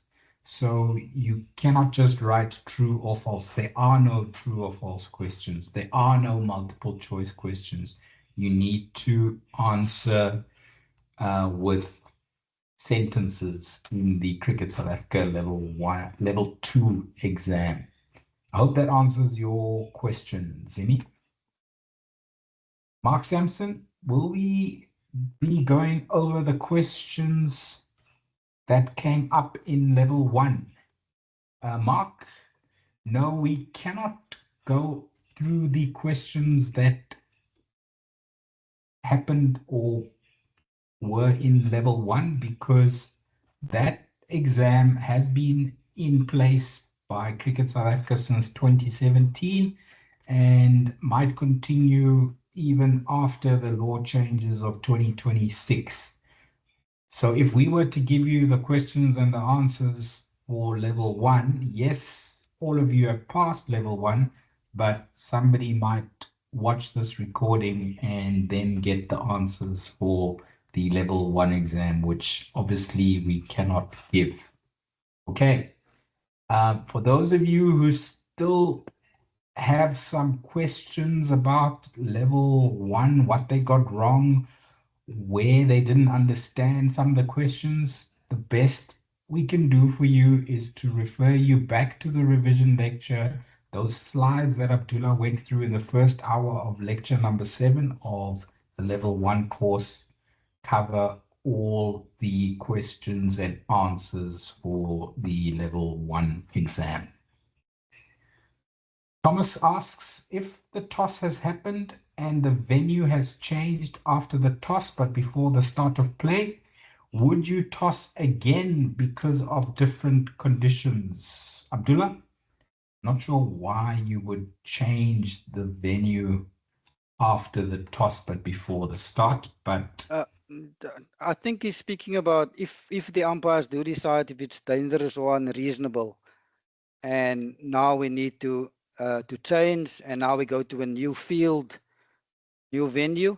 Definitely, ICC guides us. Yes, you will have a new nomination, new toss. perfect. Thanks, Dula. Dieter Daniels asks, is it possible to keep attendance registers for the lectures? His home union is asking for it. Yes, Dieter. Microsoft Teams does provide an attendance register for each lecture, which I keep, and you can simply ask your Umpires Association training coordinator or head of training to ask me for those registers after the lecture number 6, and I will gladly email them for you. Ravi asks, if we pass the level 2 exam, will it benefit for the people who are writing from outside South Africa? Ravi, I answered a similar question in level 1, in that the Cricket South Africa level 1, level 2, level 3, and even level 4 qualifications are globally recognized. If you think about it, Alauddin Palekar, ICC Elite Panel umpire, he was the TV umpire for the World Cup final in India last month. He has got Cricket South Africa's level 1, level 2, level 3, level 4 qualifications. He is now umpiring in the Pakistan Super League. Adrian Holstock is umpiring in the Indian Premier League. He's got Cricket South Africa level 1, level 2, level 3, level 4. Are these qualifications useful for umpires who are not South African? Yes, they are. In all over Africa, Cricket South Africa's level 1, 2, 3 qualification are recognized for umpires to umpire anywhere in Africa. And then for the rest of the world, especially India, there is a huge demand for people like yourselves who are coming for this course, wanting to get into formal and professional umpiring in India, but there are only so few places available. When they have entrance exams in India for umpires state panels, they will only maybe make 100 places available to write the exam and 50 places for the top exam candidates to enter the state panel. So now, how do you get to be one of those 100 people who are invited to write the entrance exam? Well, you need to have a CV of umpiring experience and umpiring qualifications from other countries. So Cricket South Africa's level 1, 2, and 3 qualifications will help you to be in the front of the queue to get an entrance exam for a state panel selection process.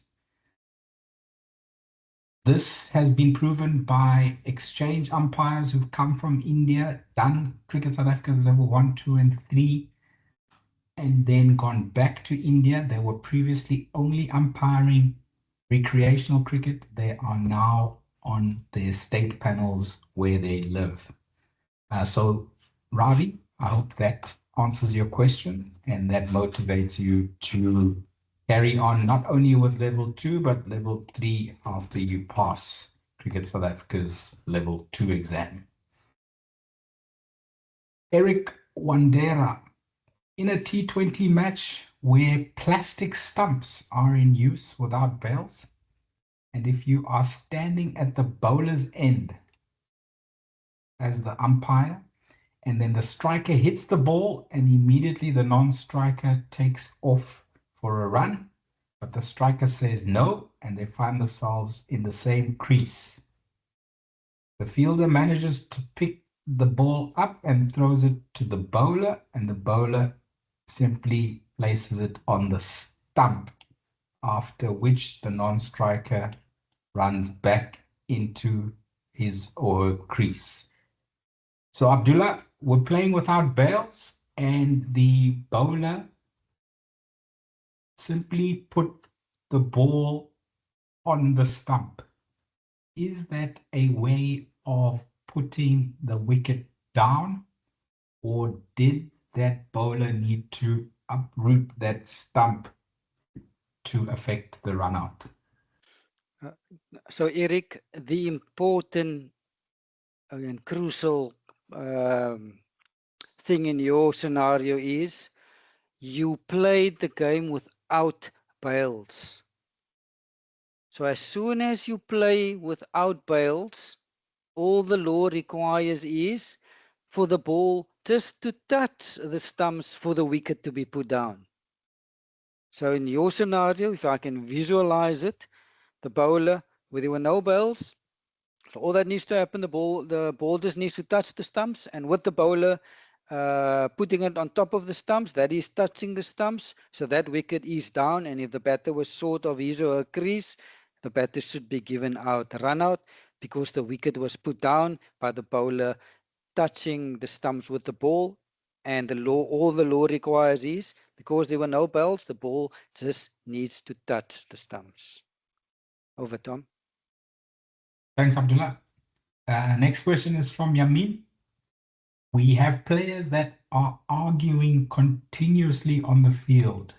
When should the umpire intervene and how?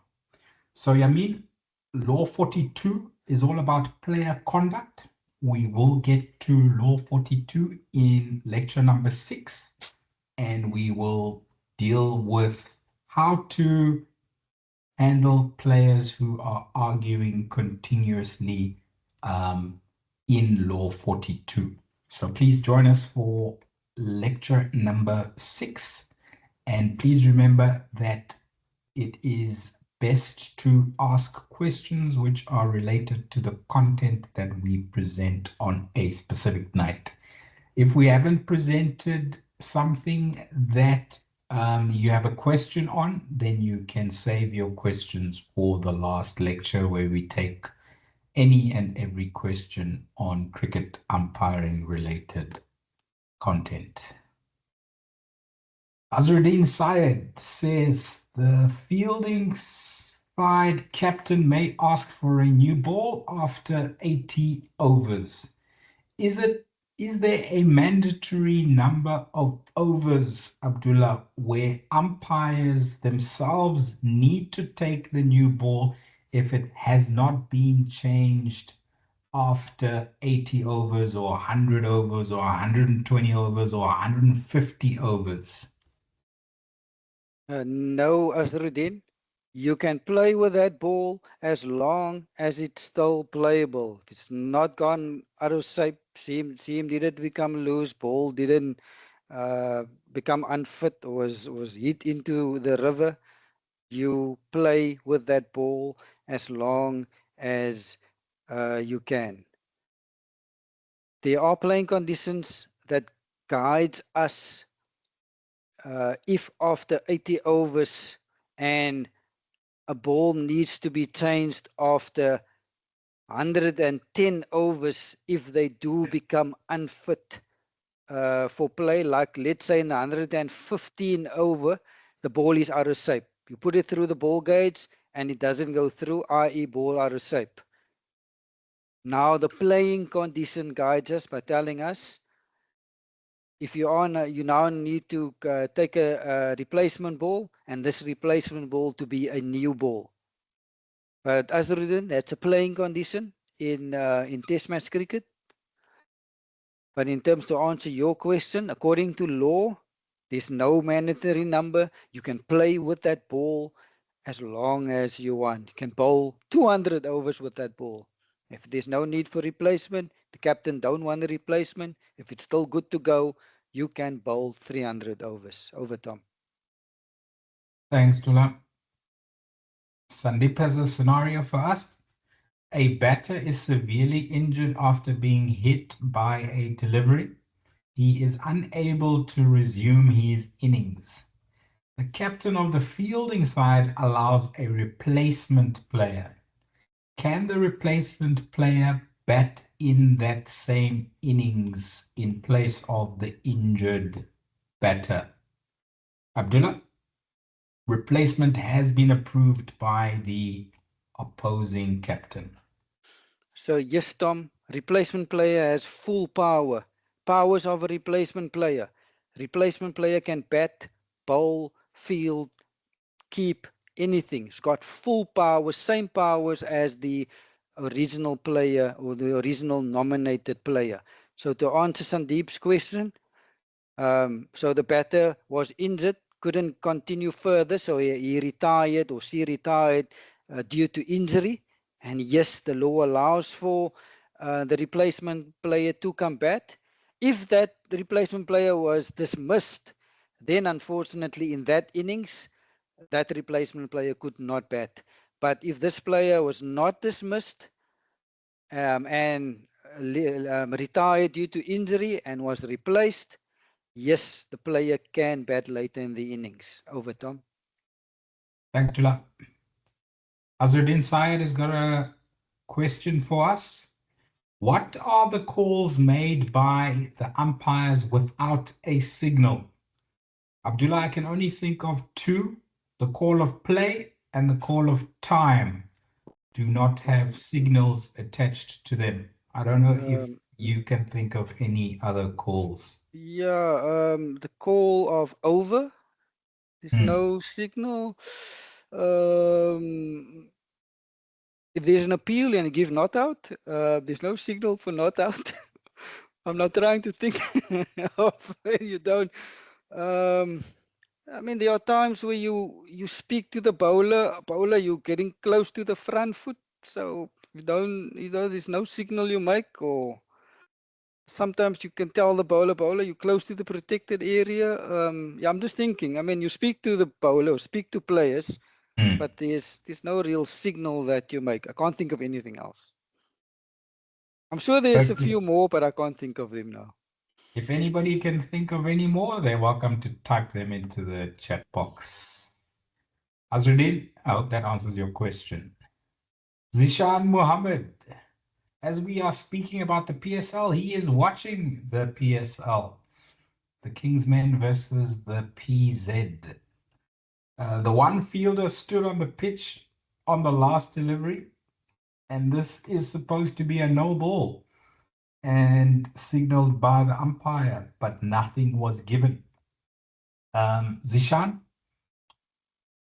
we prefer if you send through your scenarios like this one by video. So if you have got recording capability, then rewind to that delivery, record it, and then send it to me or post it in the chat box. And then we can discuss it when we get to the no ball law, because that is supposed to be a no ball if a ball is delivered with any fielder with any part of his or her person grounded or raised on or above the pitch. Joshua asks, if the ball hits the pad, then is the batter out caught? Yes, Joshua. I think we had that question in level 1. Doesn't matter if the ball hits the pad first, as long as the ball hits the pad. Sorry, as long as the ball hits the bat and it stays in the air and is cleanly taken, that is out caught. Chad Tim says, at what level are you able to umpire once completing level 2? So Chad, it's a different where you are in the country and where you are in the world. I can only refer to Western Province Cricket Umpires Association. We supply umpires to the top 5 men's leagues and the top 2 women's leagues in Western Province Cricket Association. So when you start with your level 1, you will umpire First Division D and First Division C. We normally require umpires to have level 2 to umpire First Division B. And we also require umpires to have level 2 to umpire the Women's Premier League.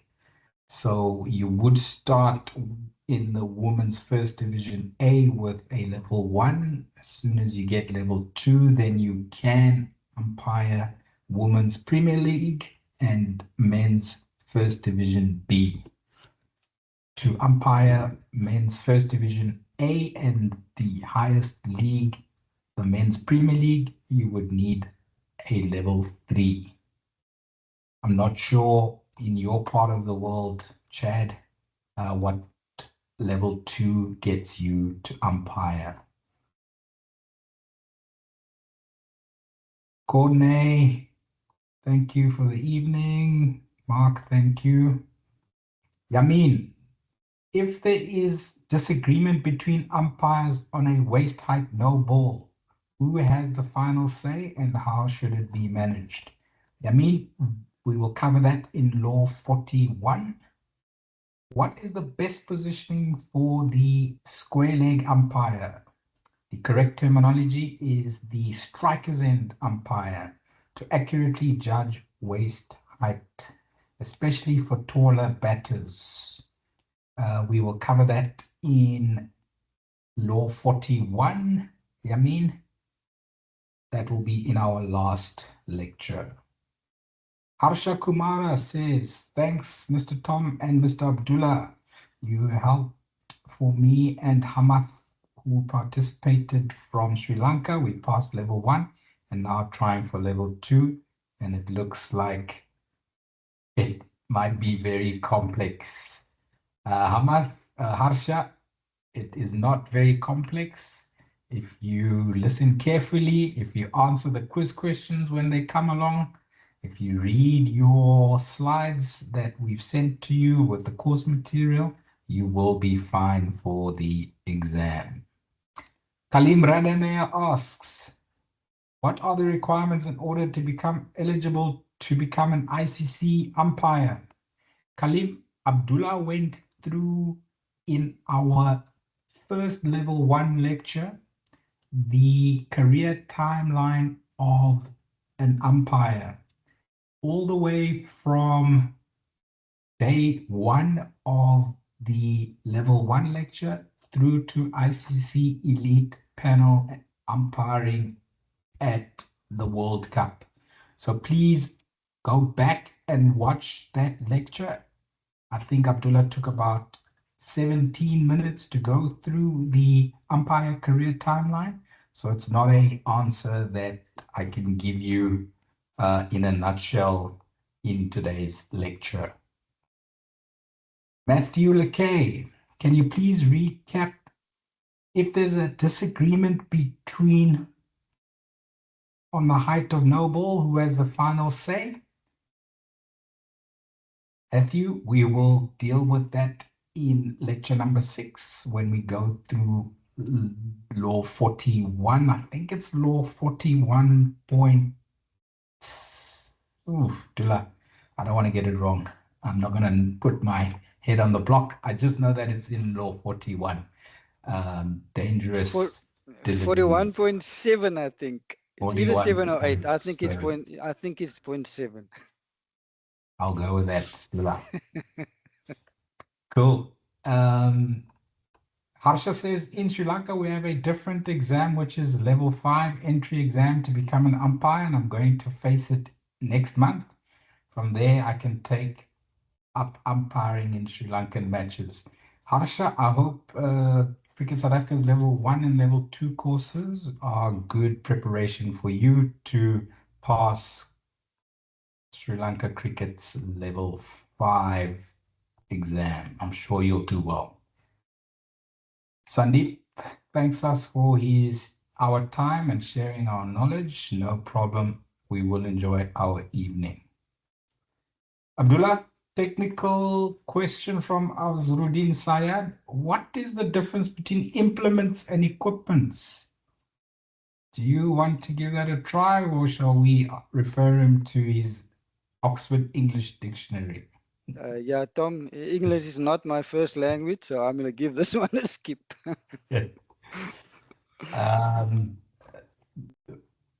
Azruddin, that is more a language question than an umpiring question. I know that they are used, that terminology is used in the law book, but it really doesn't affect how you know your laws or not. Okay, Kartikeyan Raj, and I see he's got another long scenario. Ladies and gents, just another request to keep the questions related to the topics that we are presenting, and also try and keep them to the level that we are busy with. Let's see what Kartikeyan's scenario says. Player A was replaced by player B with opposing captain's approval. 2 days later of the multi-day match, another player, player C, from the original nomination sheet got severely injured and cannot play anymore. The opposing captain agrees for replacement player. Can player A come back as a replacement for player C? Abdullah?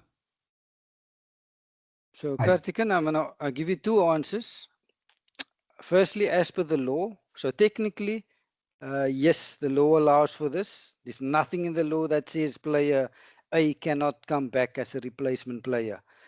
Okay, but the ICC has seen this loophole, and they've put it in their playing conditions that if a player gets replaced, that player needs to sit out at minimum of 7 days.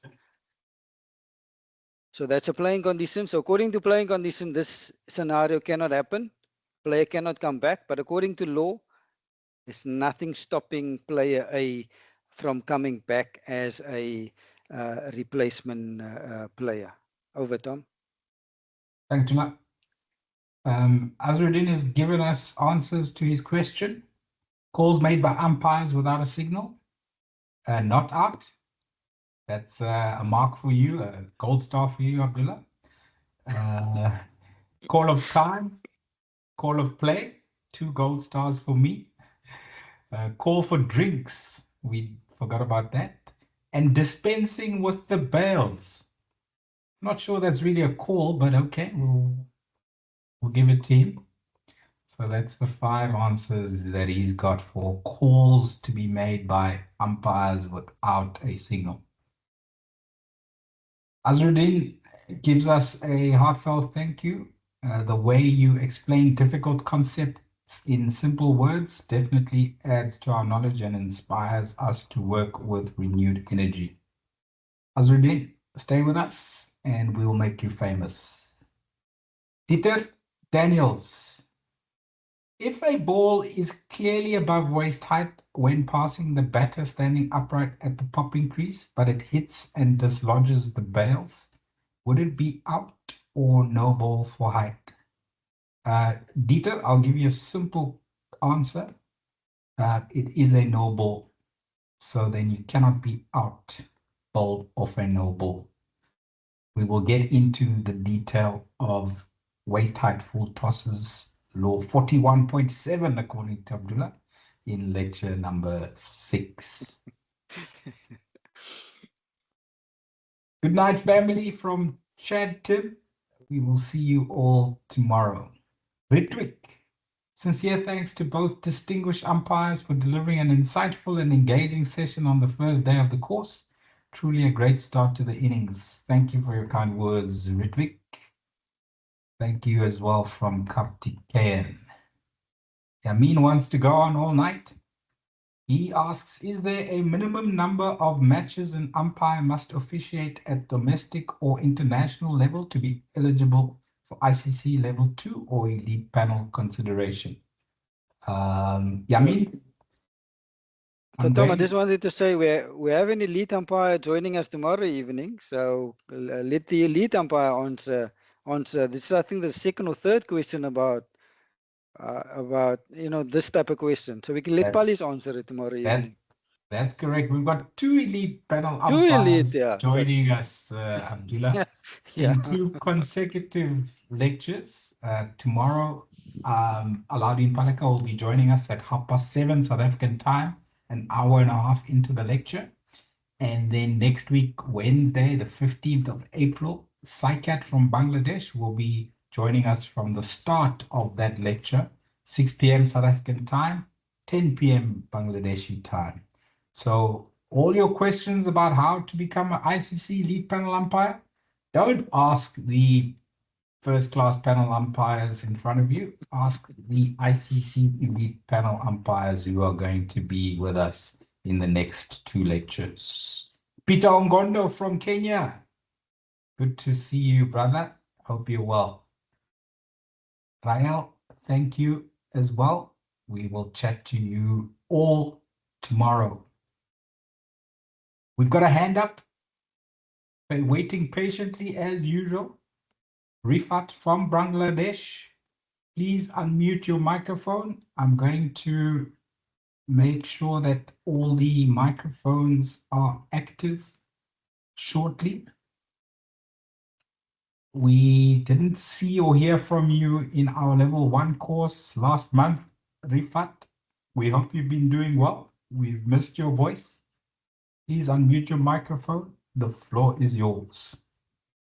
Cheers, Neville. Thank you, Tom. Thank you, Tom. How are you? I'm well, thanks. And belated Eid Mubarak, Abdullah. Jazakallah, my brother. Okay, I have a question. Rolling of pitch. In terms of law, minimum 7 minutes of rolling of pitch is allowed. In his innings changing time, if the captain wants to 2 roller in the same time, is it allowed? Suppose 3 rollers is available, but captain wants to rolling, suppose big roller 3 minutes and medium roller 2 minutes. Is it allowed? Tom, Hello, you had sir. this Can I give the question. answer? You had this question last year, I think. So over to you. Hello, sir. Can I answer Rifat's question first, and then I'll take more questions. Thank you. Right. So, Rifat, the law says that the captain of the batting side is allowed up to 7 minutes of rolling between change of innings, and also before subsequent days play in a multi-day match. It does not say anywhere in the laws that they are restricted to one type of roller, but it also doesn't say that they can and should use multiple types of rollers. So to answer your question, yes, it is possible and it is allowed by law to use two different rollers, heavy roller for 3 minutes, light roller for 2 minutes. However, if you give that instruction or that request to any groundsman around the world, they will look at you and they will tell you where to get off. They will probably not be happy to deliver on your request, and they will tell you probably to choose either the heavy roller or the light roller or the medium roller, not 2 or 3 of them. So Rifat, according to law, it is allowable, but practically, I've never seen it happen. I've never heard it being requested, and I don't think any grounds person around the world would be happy to allow such a request. I hope that answers your question, Rifat. Okay, we don't have any more hands up, but I did hear somebody wanting to speak. That person, please, you may raise your hand or you may unmute your microphone and the floor is yours. I think I saw Azruddin's microphone unmuted. I'm not sure if the question was coming from him. Yes, Azruddin, your hand is up. Please unmute your microphone. The floor is yours. Yes, sir. Can I audible? Yes, go ahead. Actually, I wanted to give that question's answer, but you explained very well. Okay, Azruddin, that's what we're here for. We're here to try and answer all of your questions as best we can. And we prefer that we answer the questions because we're not always sure if the answers from the floor will be correct as per law. But thank you for your enthusiasm. Thank you for your interaction and your attendance to all of you. It has been a lovely, long, first and interactive lecture. We shall reconvene tomorrow, same time, same place, same meeting link. I will be sending out the recording of this lecture by tomorrow morning, 11 a.m. South African time. Until then, have a great day further. Thank you and goodbye.